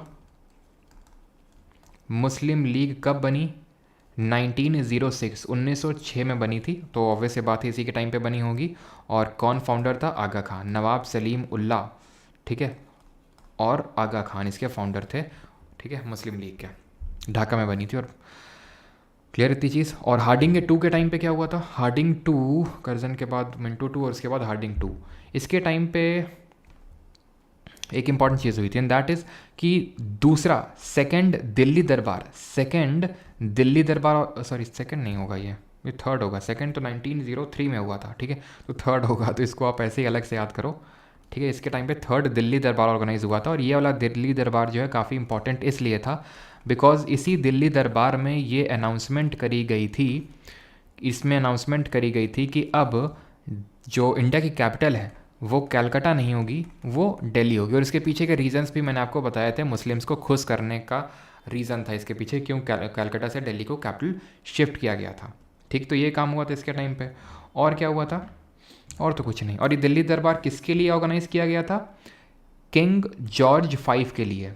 जॉर्ज 5 जो है उनका कोरोनेशन, तो जब कोई नया रानी या राजा बनता था तो इसके लिए दिल्ली दरबार ऑर्गेनाइज यहाँ पे इंडिया में किया जाता था कि भाई जैसे कि वो ब्रिटेन के हेड हैं, आज भी हमें पता है कि किंग और क्वीन का, जैसे आज किंग चार्ल्स दी थर्ड हैं ब्रिटेन के हेड, ठीक, तो उसी तरह अब ये इंडिया के भी हेड हैं। क्यों? क्योंकि इंडिया ब्रिटिश क्राउन के रूल में है, under government of India act 1858 को रिकॉल करिए, तो इसलिए इनका यहाँ पे भी कोरोनेशन यानी ताजपोशी होती थी कि भारतीयों को बताया जाता था कि देखो अब तुम्हारे नए शासक ये हैं। तो इसलिए दिल्ली दरबार को ऑर्गेनाइज किया गया था हार्डिंगे सेकंड के टाइम पे। दो चीज़ें याद करनी है, दो नहीं एक ही चीज़ है, दिल्ली दरबार और उसी के टाइम पे कैपिटल शिफ्ट हुई थी। कैपिटल 1912 में शिफ्ट हुई थी, अनाउंसमेंट 1911 में किया गया था, ठीक है। और हार्डिंगे का टर्म कितना था? 1910 से लेकर 16 तक। अब आपके लिए जो है चीज़ें काफ़ी आसान होने वाली हैं यहाँ से, ठीक। क्यों आसान होने वाली हम समझिए। ये क्या है? ठीक, कोई है जो अपना इंस्टा आईडी देना चाहती हो? सुजीत यहीं से थप्पड़ फेंक के मारेंगे, ध्यान रखना।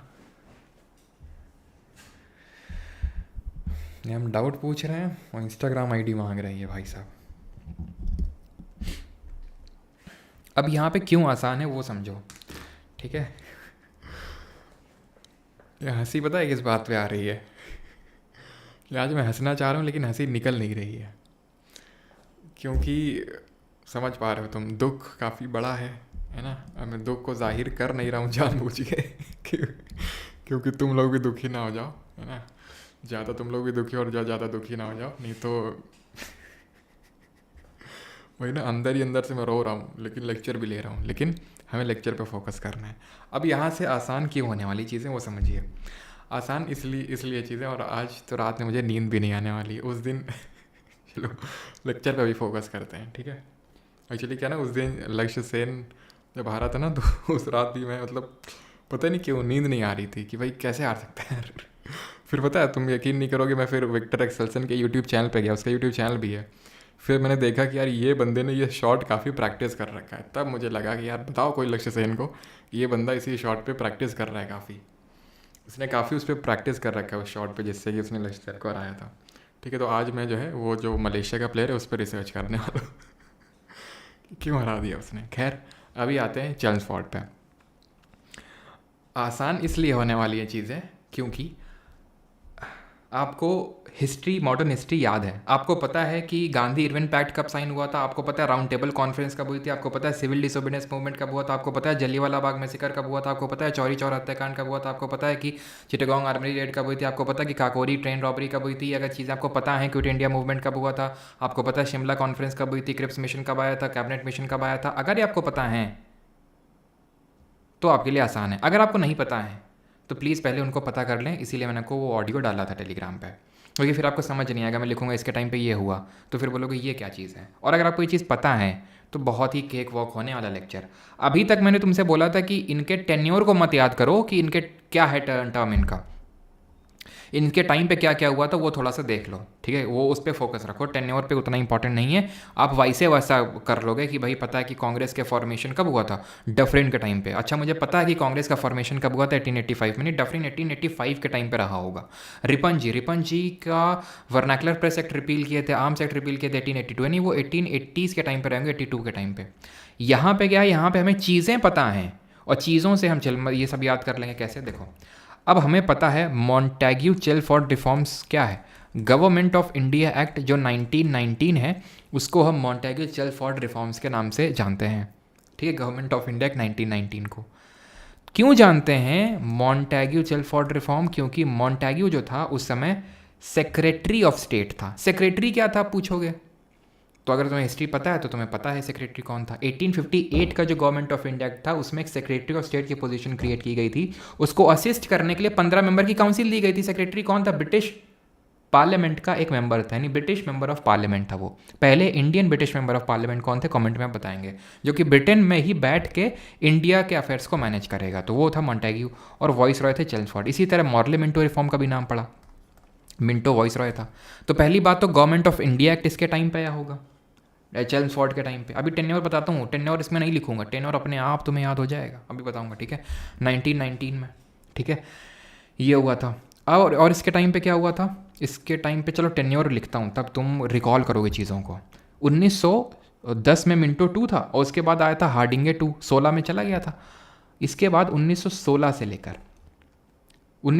लेकर 5 साल तक 1921, ठीक है। अभी चलो पहले तो तुम टेन्योर में आपको याद करवा दूंगा आखिरी में, चिंता मत करो। बस तुम ये काम करो कि जब मैं लिख रहा हूँ 1916 से 21, तो तुम आंखें बंद करके सोचो कि क्या क्या हुआ था इस टाइम पे जो हम लोगों ने पढ़ रखा है। तो सबसे पहले 1916 से ही क्यों ना स्टार्ट कर लें।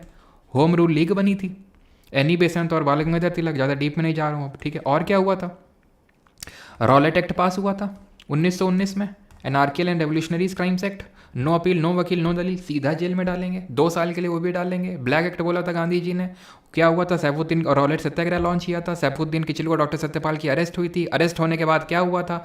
13 अप्रैल 1919 का वो दिन था जब क्या हो गया था? जब जलियांवाला बाग हत्याकांड हो गया था, जलियांवाला बाग मैसेकर हो गया था। क्यों?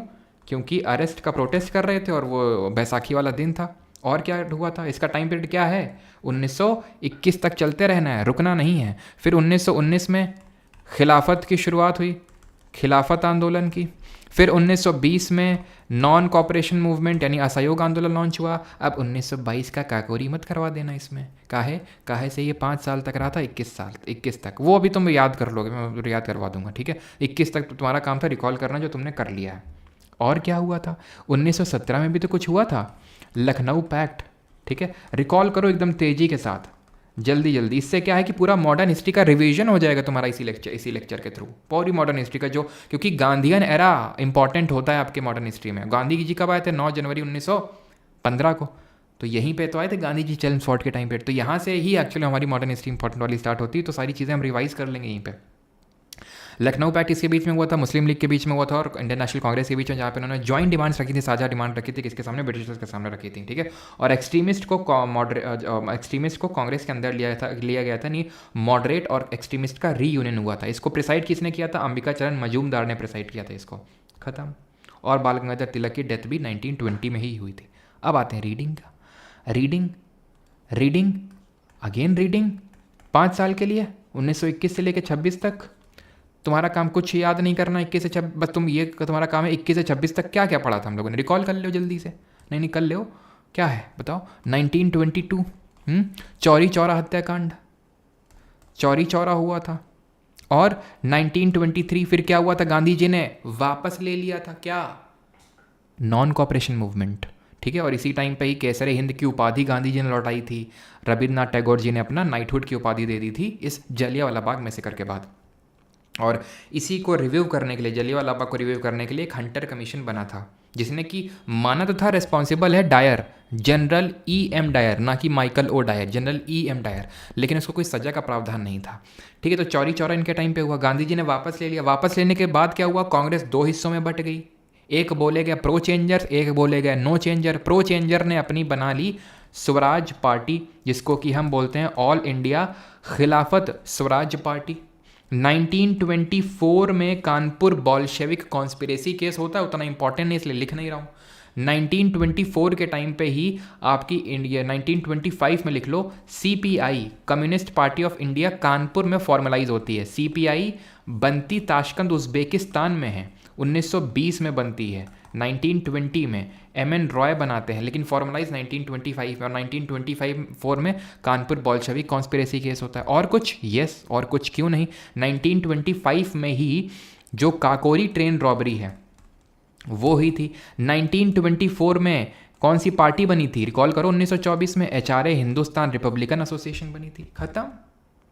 ये तो सब याद है तुम्हें, सब कुछ याद है हम लोगों को, ये तो है कि नहीं। आगे बढ़े, अभी आगे बढ़ जाएं कि भाई जो लोग एफ कैट वगैरह देने जा रहे हैं उनके लिए तो रामबाण क्लास हो जाएगी फिर तो, ठीक है। क्वेश्चन आता है इससे। इरविन पे आते हैं। अब देखो चेल्मस्फोर्ड 16 से 21, रीडिंग 21 से 26, 5 साल और, इरविन ये भी 5 साल और 19 से 26। तो क्या मतलब यही ट्रिक है सर? ना ना ना ना, ट्रिक तो तुम्हें हम लास्ट में बताएंगे सब, कि कैसे तुम ऑर्डर में तुम बोलोगे कि सर हम तो भूल जाएंगे कि चेल्मस्फोर्ड के बाद रीडिंग आया था, रीडिंग के बाद इरविन आया था, तो वो हम याद करवा देंगे। अभी तुम्हारा काम क्या है, 26 से लेकर 31 के बीच में क्या क्या हुआ था उसको बस तुमको आंख बंद करके रिकॉल कर लेना है, किसके टाइम पे क्या क्या चीज़ें हुई थी, बस। ठीक। 26 में सच कुछ इंपॉर्टेंट हुआ था रीडिंग के टाइम पे? नहीं, सॉरी इरविन के टाइम पे नहीं। 28 में हुआ था सबसे पहले, and that was Simon commission Bharat आया था, ठीक है। साइमन कमीशन कब आया था? 1928 में आया था, 1928 में। और क्या हुआ था साइमन कमीशन के अलावा? एक गांधी इरविन पैक्ट साइन हुआ था 1931 में, अगर आपको याद हो, गांधी इरविन पैक्ट, ठीक है। गांधी इरविन पैक्ट साइन हुआ था कब? 1931, 1931 में साइन किया गया था इसको, गांधी इरविन पैक्ट को। और क्या हुआ था इसी के टाइम पे ही पहली राउंड टेबल कॉन्फ्रेंस, गोलमेज सम्मेलन। क्यों? क्योंकि 1930 में, 1930 में ही तो पहली राउंड टेबल कॉन्फ्रेंस हुई थी, दूसरी वाली 1931 में हुई थी। तो बोलोगे सर 1931 में इरविन? ना ना ना, इरविन के टाइम पे दूसरी वाली नहीं हुई थी, अभी बताते हैं किसके टाइम पे हुई थी। और लाहौर जो सेशन हुआ था कांग्रेस का वो इसी के टाइम पे हुआ था। क्यों? क्योंकि ये 1929 में हुआ था, 1929 में, इसलिए। और क्या हुआ था? सॉन्डर्स की हत्या हुई थी, क्योंकि साइमन कमीशन से सॉन्डर्स की हत्या हम याद करते हैं कि साइमन कमीशन प्रोटेस्ट में लाला लाजपत राय की डेथ हुई थी, और उसी की वजह से बदला लिया था सॉन्डर की हत्या करके। किसने? भगत सिंह, सुखदेव और राजगुरु जी ने। तो सॉन्डर्स की हत्या की जाती है यहाँ पे, ठीक। और क्या हुआ था? फर्स्ट राउंड टेबल कॉन्फ्रेंस इसी के टाइम पे हुई थी। अब आते हैं किसके बारे में? आप पढ़ते हैं विलिंगडन के बारे में। ये था 1931 से लेकर 1936, 1936 तक। सेकेंड राउंड टेबल कॉन्फ्रेंस इसके टाइम पे हुई थी। कंफ्यूज कैसे नहीं हुए कि सर 31 में हुई थी आरटीसी तो सेकंड वाली, और 31 में तो इरविन भी था, 31 में विलिंगडन भी था। ऐसे कंफ्यूज नहीं होंगे कि round table conference year and में होती थी।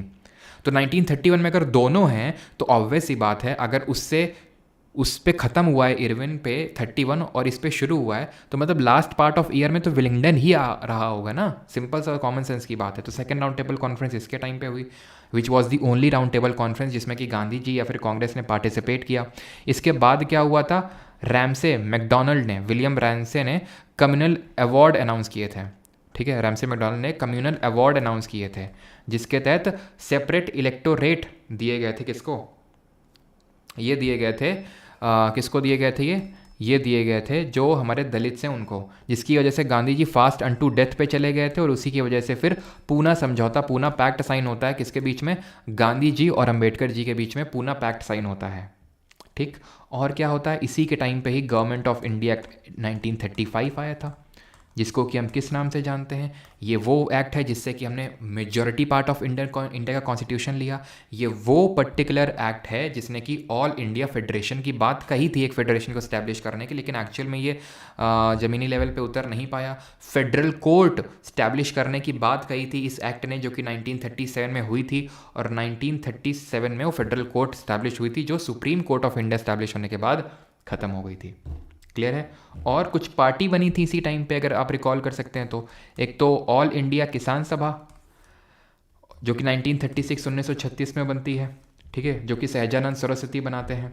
और कांग्रेस सोशलिस्ट पार्टी, ये कहाँ पे बनती है? ये आपका जो लखनऊ सेशन हुआ था कांग्रेस में उसके बाद, ठीक है। और क्या पढ़ा था? कांग्रेस सोशलिस्ट पार्टी, ये आपकी 1934 में बनती है। किसके टाइम पे? ये मतलब किसने बनाई थी? आचार्य नारायण देव, मीनू मसानी और जयप्रकाश नारायण ने, कांग्रेस सोशलिस्ट पार्टी। अब आते हैं लेलेथगो के टाइम पे। इसका टाइम पीरियड क्या है? 1936 से लेके 44, यानी कि इसका जो टाइम पीरियड है वो 8 साल के लिए है। अभी तक जितनों का था, विलिंगडन का, इरविन का, रीडिंग का और चेल्मस्फोर्ड का, सबका 5-5 साल था। अब इसका ये पहला आया जिसका 8 साल का टेन्योर है, 8 साल रहा। 36 से लेके 44 के बीच में क्या क्या हुआ याद करो। 1937 में, 1937 में पहले इलेक्शंस कंडक्ट करे गए थे, फर्स्ट जनरल इलेक्शंस हुए थे।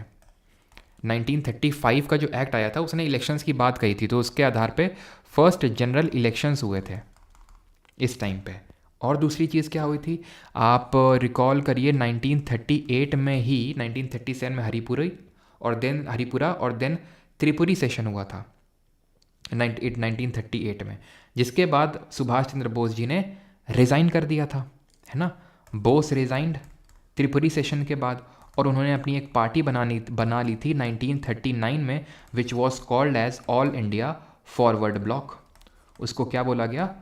फॉरवर्ड ब्लॉक पार्टी, ठीक है। 1939 में उन्होंने बनाया वो, कांग्रेस से, मतलब कांग्रेस के अंदर ही एक पार्टी बना ली उन्होंने, अगर कभी पूछ ले तो, ये कांग्रेस अलग नहीं, उसी के अंदर ही बनाई थी 1939 में। देन 1938 में एक चीज़ और मैंने आपको बताया था कि नेशनल प्लानिंग कमेटी बनाई थी सुभाष चंद्र बोस जी ने, नेशनल प्लानिंग कमेटी, जिसके कि पहले हेड कौन थे? जवाहरलाल नेहरू थे, ठीक है, पहले हेड वो थे। देन और क्या हुआ था? 1940 में 1940 में ऑगस्ट ऑफर आया था, अगस्त ऑफर आया था, लेकिन इस अगस्त ऑफर को रिजेक्ट कर दिया गया था। और इसके रिजेक्शन से अगर हम बात करें, इस अगस्त ऑफर के रिजेक्शन से क्या हुआ था? यहाँ पे इंडिविजुअल सत्याग्रह को लॉन्च किया गया था, इंडिविजुअल सत्याग्रह को लॉन्च किया गया था। और पहले इंडिविजुअल सत्याग्रही कौन थे? आचार्य विनोबा भावे थे, पहले इंडिविजुअल सत्याग्रही। दूसरे कौन थे? जवाहरलाल नेहरू थे। और क्या हुआ होगा इनके टाइम पे? याद कर सकते हैं 1942 क्रिप्स मिशन इंडिया आया था, क्रिप्स मिशन इंडिया आया था। और इसके अपोज में हमने क्या लॉन्च किया था? क्विट इंडिया मूवमेंट, भारत छोड़ो आंदोलन। तो ये सारी चीज़ें किसके टाइम पे हुई होंगी? निम्नलिखितों के टाइम पे। तो ये चीज़ें आपको पता होनी चाहिए कि कौन सी चीज़ कब हुई थी। अगर आपको ये पता है तो आप ये तुरंत बता ले जाएंगे किसके टाइम पे हुआ था ये, ठीक है। अभी तो मैं आपको बताऊंगा कैसे ये ऑर्डर याद रखना है सबका, कि चेल्मस्फोर्ड फॉर्ड और ये सबका ऑर्डर कैसे याद करना है, वो सभी आपको याद हो जाएगा, ठीक है।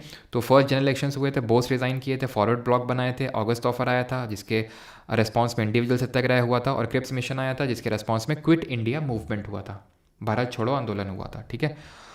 और विलिंगडन के टाइम पे ही आप ये याद कर सकते हैं, क्या याद कर सकते हैं?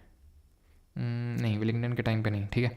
अब आते हैं वेवल पे, और तो कुछ यहाँ पे छूट नहीं रहा है। और ज़रा बताओ, क्विट इंडिया मूवमेंट जब हुआ था तो डू और डाई, करो या मरो का जो स्लोगन है वो किसने दिया था? वेवल पे आते हैं अभी, ये कि हमारा सेकंड है, इसके बाद मतलब सेकंड लास्ट है, इसके बाद ये लास्ट है माउंट बैटन, फिर क्वेश्चंस करेंगे हम लोग, ठीक है। वेवल पे आते हैं। वेवल का जो टाइम पीरियड था वो 1944 से लेकर 47 तक था, यानी भारत के आज़ाद होने तक, 1944 से लेकर 47 तक। वेवल के टाइम पे क्या क्या हुआ होगा?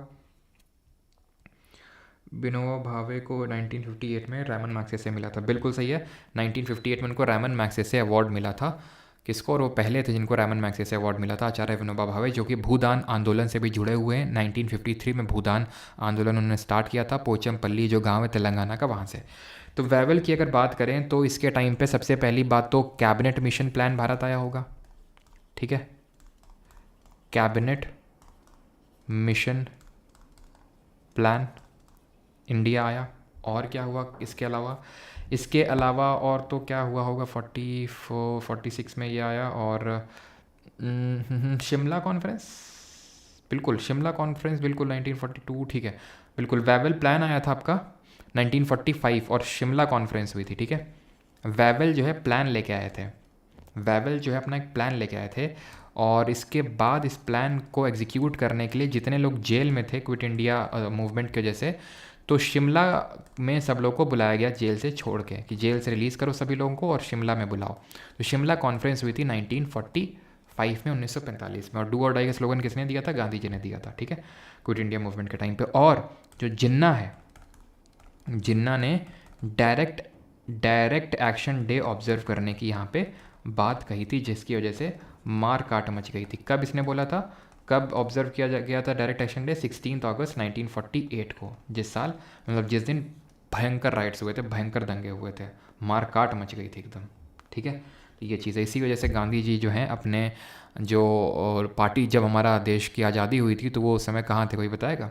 बंगाल के किस जगह में वो उस समय थे गांधी जी, जहाँ पे बहुत ज़्यादा किलिंग्स हुई थी? तो ये हैं। और आखिरी है हमारे माउंट बैटन, ये रहे थे 1947 से लेकर 48 तक।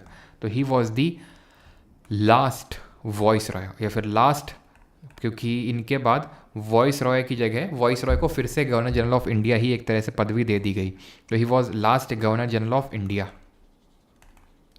मतलब हमने इज्जत देते हुए, ऐसा नहीं कि हम, क्योंकि हम 1947 में अगर आज़ाद हो गए तो मतलब हम पूरी तरह से सॉवरिन थे अपने डिसीजंस को लेने के लिए। तो as a matter of respect हमने इसको गवर्नर जनरल ऑफ इंडिया की पदवी दे दी। क्लियर? लेकिन इसके बाद हमने एक इंडियन को अपॉइंट कर दिया एंड ही वॉज सी राजगोपालाचारी। ठीक है, सी राजगोपालाचारी। तो he was the first, the last, the only governor, Indian governor general of India. क्योंकि मतलब फर्स्ट भी, लास्ट भी और ओनली भी इंडियन, जो कि भारतीय गवर्नर जनरल ऑफ इंडिया बना हो। ठीक है, और ये क्या लाया था? माउंट बैटन प्लान लाया था, जिसको कि हम पार्टीशन प्लान के नाम से जानते हैं। क्लियर? ठीक यहाँ तक?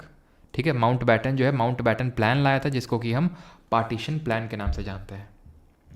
ठीक है, और इसी के टाइम पे ही सर साइरिल रेडक्लिफ के अंडर में बाउंड्री कमीशन को अपॉइंट किया गया था, जिसने कि बाउंड्री निर्धारण का काम किया था इंडिया पाकिस्तान के बीच में, जो कि आज बाउंड्री है इंडिया पाकिस्तान और इंडिया बांग्लादेश के बीच में। क्यों नहीं होगा तो मैं एक रील अभी आपको बना के दूंगा कि पूरा बांग्लादेश का हिस्ट्री समझाऊंगा, क्योंकि बांग्लादेश काफ़ी न्यूज़ में आपको पता है, जैसे मैंने बताया पीएम शेख हसीना रिज़ाइन कर दी हैं, शायद वो दिल्ली पहुंच चुकी होंगी, पता नहीं एग्जैक्टली, तो ऑफिशियली तो अभी स्टेटमेंट रिलीज़ नहीं हुआ है, और उनको भागना पड़ा क्योंकि उनके घर तक मतलब अटैक हो गया, इतना भयंकर वहाँ पे दंगे हुए। और जिस तरह से करंट का जो पाकिस्तान है, जो उस समय वेस्ट पाकिस्तान हुआ करता था और बांग्लादेश ईस्ट पाकिस्तान हुआ करता था। ठीक है, तो जिस तरह यहाँ पे आर्मी का शासन चलता है, वैसा ही यहाँ पे भी हो गया है।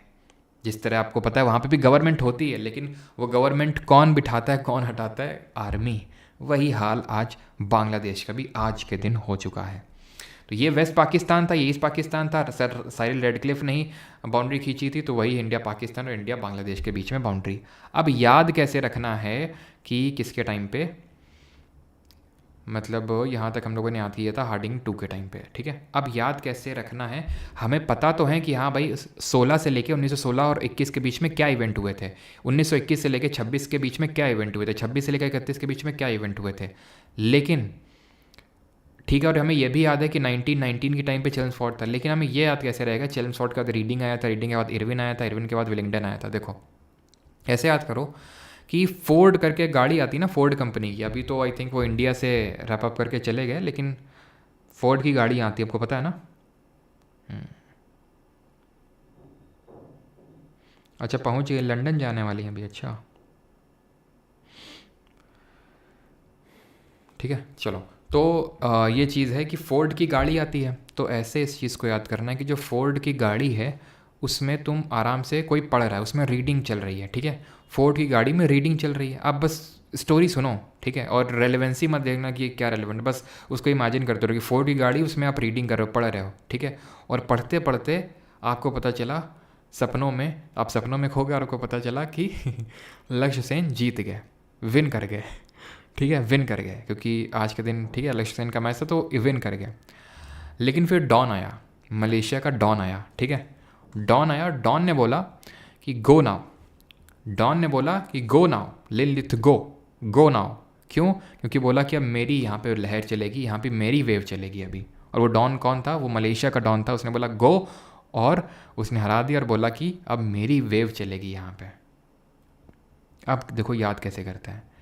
चेल्मस्फोर्ड 5 साल के लिए, तो बस 1916 याद करो तुम, 1916, उसके बाद 5 जोड़ दो 21, आंखें बंद तुम्हारी होनी चाहिए इस समय। फोर्ड की गाड़ी में तुम रीडिंग कर रहे थे, तो रीडिंग है लॉर्ड रीडिंग, तो 21 से लेकर 26 तक तुम रीडिंग करते करते तुम्हें पता चला ख्यालों में खो गए, और तुम्हें पता चला लक्ष्य सेन ख्यालों में जीत गए, 26 से लेकर 31 तक।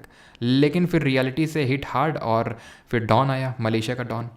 ठीक है, और उसने बोला कि गो, तो विलिंग डॉन, डाउन से विलिंग डॉन, 31 से लेकर 36, 5 बस जोड़ते जाना है। चेल्मस्फोर्ड 16 से लेकर 21, फिर 21 से लेकर 26, 26 से लेकर 31, फिर 31 से लेकर 36, डॉन।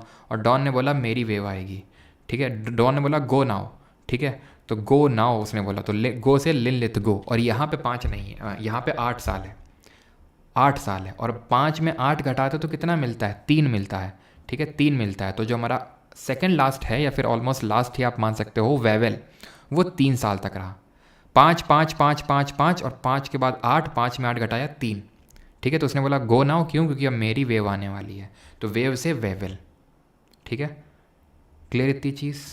ठीक है, Shimla conference, cabinet mission plan, और जो आईएनए के ट्रायल्स हैं वो भी इसी के टाइम पे हुए। ठीक है, आईएनए के ट्रायल्स, और जो आरआईएन की म्यूटिनी है, एक सेकंड रुकिएगा, रॉयल इंडियन नेवी म्यूटिनी, ठीक है, आरायन म्यूटिनी, ठीक है, एक सेकंड रुकिएगा, तब तक चलिए क्वेश्चन करिए ये वाला। हेलो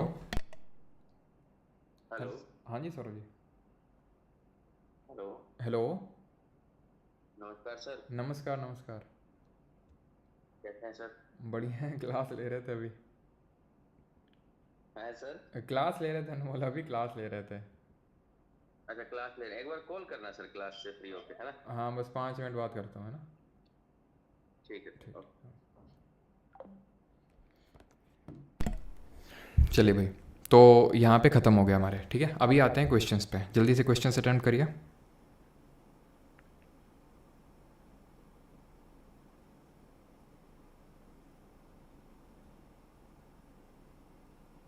अब क्वेश्चन आवर शुरू।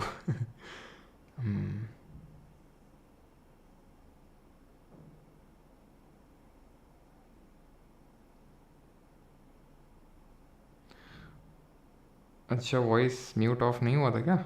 माइक ऑन है। अच्छा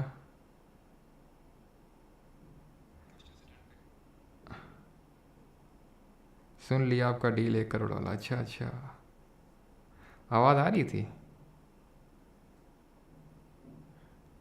हाँ चलो कोई नहीं, एंड्रॉयड रखते हैं और क्या, तुम्हारी तरह अमीर थोड़ी ना है, ठीक है, अमीर थोड़ी ना है तुम्हारी तरह। आईफोन रखेंगे, एंड्रॉयड से ही काम चलाना पड़ता है। डॉक्ट्रिन ऑफ लैप्स किसके टाइम पे हुआ था? डलहौजी के टाइम पे। First governor general of Bengal Wellesley नहीं था। वेलेस्ली के टाइम पे क्या हुआ था, रिकॉल करिए जल्दी से। First governor general of Bengal Warren Hasting था, ठीक है, वॉरेन हेस्टिंग्स था। वेलेस्ली के टाइम पे सहायक संधि, ठीक है, सब्सिडियरी अलायंस, सब्सिडियरी अलायंस, ठीक है। परमानेंट सेटलमेंट, स्थायी बंदोबस्त, ये किसके टाइम पे हुआ था? तो स्थायी कौन हो गया था? कॉर्नवालिस। और वॉरेन हेस्टिंग के ध्यान रखना, इसके अगेंस्ट इम्पीचमेंट मोशन चला था जब ब्रिटेन में गया था, इतना भयंकर करप्शन इसने किया था इसलिए। परमानेंट सेटलमेंट 1793 परमानेंट हो गई, जो कॉर्नवाली है हमारी, ठीक है, भुट्टे वाली। तो ये तो सही होगा आपका। पूछा है कितने सही हैं, तो पहला सही है, तीसरा सही है। बैटल ऑफ प्लासी क्लाइव के टाइम पे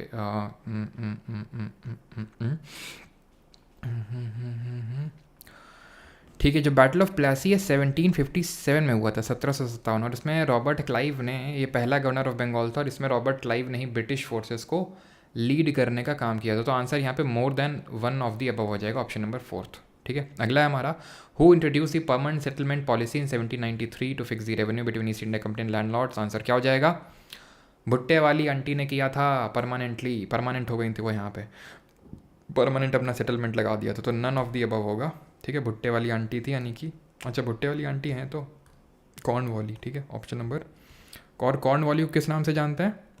कॉर्नवाली को हम जानते हैं father of Indian civil services, है ना, father of Indian civil services. अगला क्वेश्चन करिए, who among the following Britisher served as twice as the governor general of Bengal. 2 बार governor general of Bengal, governor of Bengal कौन रहा? That was Clive, he was the first governor general of Bengal, ठीक है। तो Robert, ये Clive, और Robert Clive ने ही, आपको पता होना चाहिए कि रॉबर्ट क्लाइव ने ही क्या किया था, ये लेके आया था डुअल गवर्नमेंट इन बंगाल। याद है यार आपको? डुअल गवर्नमेंट लेके आया था बंगाल में, और उस डुअल गवर्नमेंट को ख़त्म किसने किया था? Dual government ended by Hastings. Warren Hasting ने डुअल गवर्नमेंट को ख़त्म किया था 1772 में। याद आ रहा है आपको? ये डुअल गवर्नमेंट कैसे लेके आया था? इलाहाबाद की जो ट्रीटी साइन हुई थी, कौन से बैटल के बाद साइन हुई थी इलाहाबाद ट्रीटी? कमेंट में बताएंगे। इस ट्रीटी साइन हुई थी 1765 में, after the battle of Buxar, जो 1764 में हुआ था। इसमें किसने ब्रिटिश फोर्सेस को लीड किया था? हेक्टर मुनरो ने लीड किया था। तो उसके बाद ये यहाँ पे डुअल गवर्नमेंट आया था, जहाँ पे निज़ामत फंक्शंस, पुलिस के जो फंक्शंस है वो ब्रिटिशर्स ने उनको दे दिए थे, रूलर्स को, और जो रेवेन्यू है, दीवानी फंक्शन, दीवानी जो राइट्स हैं वो खुद के पास रख लिए थे। Which of the following events did take place during the viceroyalty of Dufferin. Dufferin के टाइम पे कौन कौन से चीज़ें हुई थी, ये आपसे पूछ रहा है। अब डफरिन के टाइम को आप रिकॉल कर लीजिए कि डफरिन किस समय में डफर बन रहा था। डफरिन जो है 1885 में जब कांग्रेस का फॉर्मेशन हुआ था तब डफरिन, यानी कि 1884 मतलब 85 के टाइम पे था, नहीं 84 में आया था और 88 तक रहा था, तो ये तो होगा नहीं। सिंपल सी बात है यार, ये तो होगा नहीं, ठीक है। मतलब चलो 1885 में कांग्रेस बनी थी, अब 85 और 99 में बहुत सालों का अंतर है, तो इतने लंबे समय तक तो रहेगा नहीं, तो ये भी नहीं होगा, ठीक है। और ये हटाओ, ये क्या आंसर होगा, फॉर्मेशन ऑफ कांग्रेस, ठीक है। Dash was an important event in the voice Roy era of law Dufferin. Dufferin के टाइम पे क्या इंपॉर्टेंट चीज़ हुई थी, रामकृष्ण मिशन कब फॉर्म हुआ था, 1897। नहीं होगा तो एक इंपॉर्टेंट ही हम लोग, ये वाली तो यार माइंड मैप के थ्रू मैं करवा चुका हूँ एफआरबी में, ठीक है, तो कोई मतलब बनता नहीं है, ठीक है। 1906 में बनी थी, कौन 1906 में बनी थी, ढाका बांग्लादेश में मुस्लिम लीग बनी थी। किसके टाइम पे बनी थी ये कौन था 1906 में, कौन था 1906 में, कौन था ये, मिंटो टू था, मिंटो टू, ठीक है। और आंसर क्या हो जाएगा, establishment of Indian national Congress. Question 6, doctrine of lapse, हड़प नीति किसके टाइम पे आई थी, डलहौजी के टाइम पे आई थी। ऑप्शन नंबर सी यहाँ पे सही आंसर होगा। सतारा सबसे पहले 1848 में, देन संबलपुर और जैतपुर 1849 में, देन 1852 में उदयपुर, 1853 में नागपुर, देन झांसी। ये सारे ऑर्डर्स आपको याद होने चाहिए जो डलहौजी के टाइम पे हुआ था। सतारा, देन संबलपुर जैतपुर, देन आपका, अच्छा संबलपुर जैतपुर क्या था, हाँ झांसी आएगा 1853 में, देन नागपुर 1854 में, ठीक है, और उदयपुर 1852। क्लियर। अभी आते हैं फर्स्ट फैक्ट्री एक्ट किसके टाइम पे आया था, तो फर्स्ट फैक्ट्री एक्ट आया था रिपन के टाइम पे। और ध्यान रखना कि आई थिंक मैं बताना भूल गया, वहाँ पे एक चीज़ और लिखेंगे, मेयो के टाइम पे पहली इनकम्प्लीट सेंसस हुई थी, और इनके टाइम पे पहली सिंक्रोनाइज्ड या फिर कंप्लीट सेंसस हुई थी इन्हीं के टाइम पे, रिपन जी के टाइम पे। रिपन जी के टाइम पे ही वर्नैकुलर प्रेस एक्ट को रिपील किया गया था, आर्म्स एक्ट को रिपील किया गया था, हंटर एजुकेशन कमीशन आया था, फर्स्ट फैक्ट्री एक्ट इन्हीं के टाइम पे आया था 1881 में, और इल्बर्ट बिल कंट्रोवर्सी हुई थी, इल्बर्ट बिल आया था 1883 में।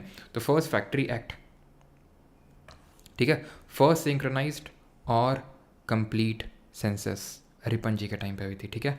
क्लियर, आगे बढ़ें और कुछ, और इनको father of local self government बोलते हैं, father of local self government.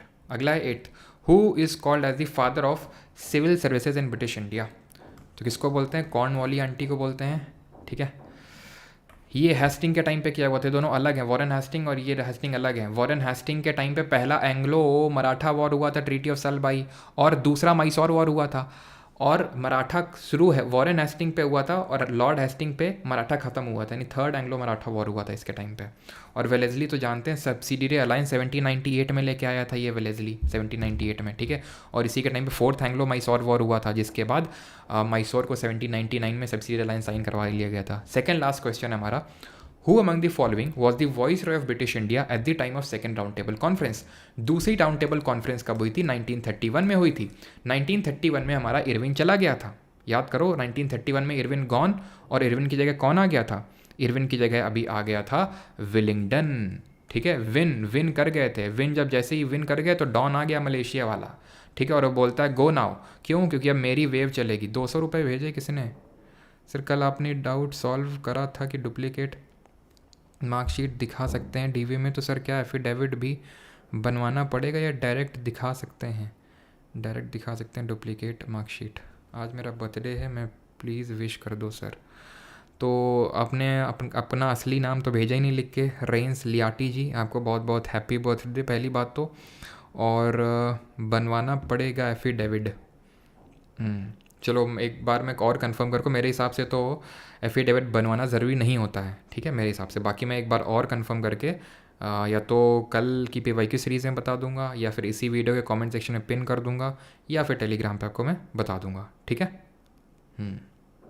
Alright, तो मेरे हिसाब से तो ज़रूरी नहीं होता है। बाकी हैप्पी बर्थडे आपको, तो ठीक है, क्लियर। और हम रीडिंग कर रहे थे कब, जब हम फोर्ड की गाड़ी में बैठे थे, फोर्ड की गाड़ी में, यानी कि 1916 से लेके 1921, तो हम उसके बाद रीडिंग स्टार्ट कर दी हमने 1920 से लेके 1926, और उसके बाद हमने रीडिंग में खो गए थे ना, कि हमें पता चला कि हम जीत गए, लेकिन फिर डॉन आया, उसने बोला गो नाउ 36, ठीक है, और उसने बोला डॉन आया, और डॉन ने बोला गो नाउ, और 36 के बाद जो है 8 साल तक, यानी 4 40 और 44 44 तक लेलिथगो रहा, और उसके बाद 3 साल तक, 5 में 8 माइनस करते हैं तो 3 आता है, तो 44 से लेकर 47 तक वेवल रहा, क्योंकि उसकी वेव आ गई थी डॉन की, ठीक है। वॉरेन हेस्टिंग्स की बात करें, वॉरेन हेस्टिंग की बात करें, Hasting became in the year 1773 के रेगुलेटिंग एक्ट से बना था, ठीक है। एंड आपके जो क्वेश्चन हैं, आई थिंक इतने 5 क्वेश्चन हैं, वो आपके लिए होमवर्क है। ऑलराइट, थैंक यू सभी को, धन्यवाद।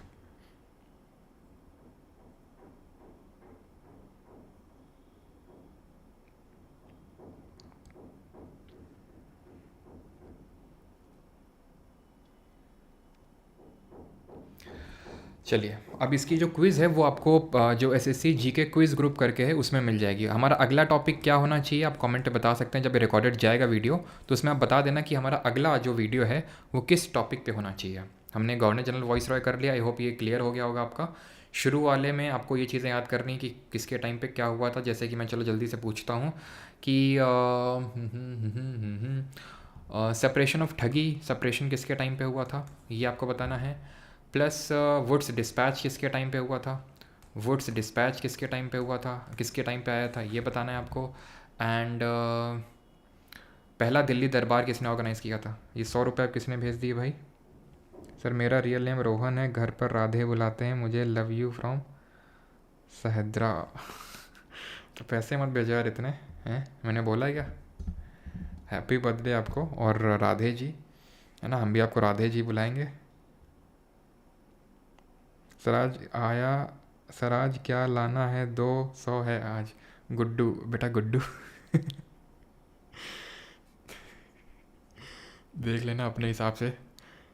गुड्डू ने तो सीरियस ले लिया कल की बात को। ठगी को सप्रेस किया था किसने, विलियम बेंटिक ने। वुड्स डिस्पैच लाया था डलहौजी के टाइम पे आया था। डलहौजी के टाइम पे पब्लिक वर्क्स डिपार्टमेंट आया था, घर पे घुसा था, डॉक्ट्रिन ऑफ लैब्स लाया था, रेलवे लाइन चलाई थी ताकि सब लोग एक दूसरे के घर में जा सके। रक्षाबंधन का माहौल आ रहा है इसलिए उसने ट्रेन चलाई थी, उसने टेलीग्राफ लाइन चलाई थी, उसने फर्स्ट पोस्टल सर्विसेज इंट्रोड्यूस करी थी। तो बहुत सारी चीज़ें करी थी डलहौजी ने 1848 में। तो और कर्जन उसके टाइम पे बंगाल का पार्टीशन हुआ था। बंगाल का पार्टीशन हुआ था कर्जन के टाइम पे। कैलकाटा कॉर्पोरेशन एक्ट आया था, इंडियन यूनिवर्सिटीज़ एक्ट आया था उसके टाइम पे। और ध्यान रखना कर्जन के टाइम पे एक एंड्रयू फ्रेजर की चेयरमैनशिप पे एक बना था पुलिस का कमीशन, पुलिस का कमीशन बना था।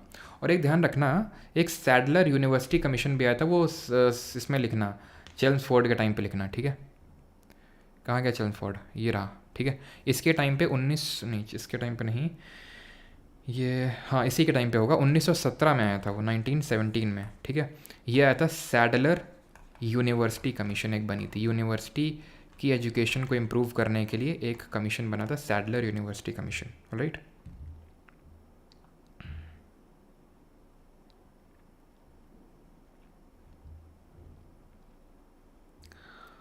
चलिए बाकी आप कमेंट में बता दीजिएगा कि हमारी अगली क्लास कौन से टॉपिक पे होनी चाहिए। एंड थैंक यू रोमन लियाटी जी को, हैप्पी बर्थडे। और हम तो फ़ैन हो गए आपके कतई। अच्छा सर CDM सिविल डिसोबीडियंस नहीं लिखवाया क्या। ओके लिख लो यार, ठीक है। सिविल डिसओबीडियंस मूवमेंट, मेन चीज़ तो मिस ही कर दी। Civil disobedience movement. और ज़रा बताइए NWFP region, that is North West Frontier Province में किसने CDM लॉन्च किया था। Who launched the civil disobedience movement in the NWFP वाला रीजन जो नॉर्थ वेस्ट फ्रंटियर प्रोविंस है। और चंपारण 1917 में हुआ था, तो उसको आप यहाँ पे नोट कर सकते हैं, इन्हीं के टाइम पे, चेल्मसफोर्ड के टाइम पे, ठीक है। चंपारण भी हुआ था इन्हीं के टाइम पे, खेड़ा भी हुआ था इन्हीं के टाइम पे, और अहमदाबाद मिल स्ट्राइक भी इन्हीं के टाइम पे हुई थी। चंपारण आपको पता है 1917 में हुआ था, खेड़ा और अहमदाबाद मिल स्ट्राइक 1918 में हुए थे।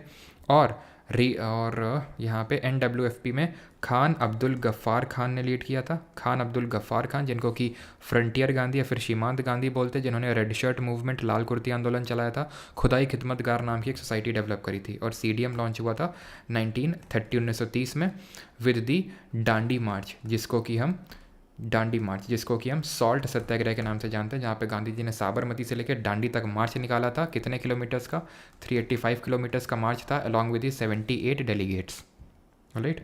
Thank you. बाकी आप कमेंट में लिख देना कि हमारा कल का क्लास का टॉपिक होना चाहिए, राइट। थैंक यू, मिलते हैं कल। मोस्ट प्रॉब्ली हम लोग एक और नया टॉपिक कर रहे होंगे, शायद मैं आपको periodic table, that is classification of element, करवाने वाला हूँ उस टॉपिक पे, राइट। Thank you.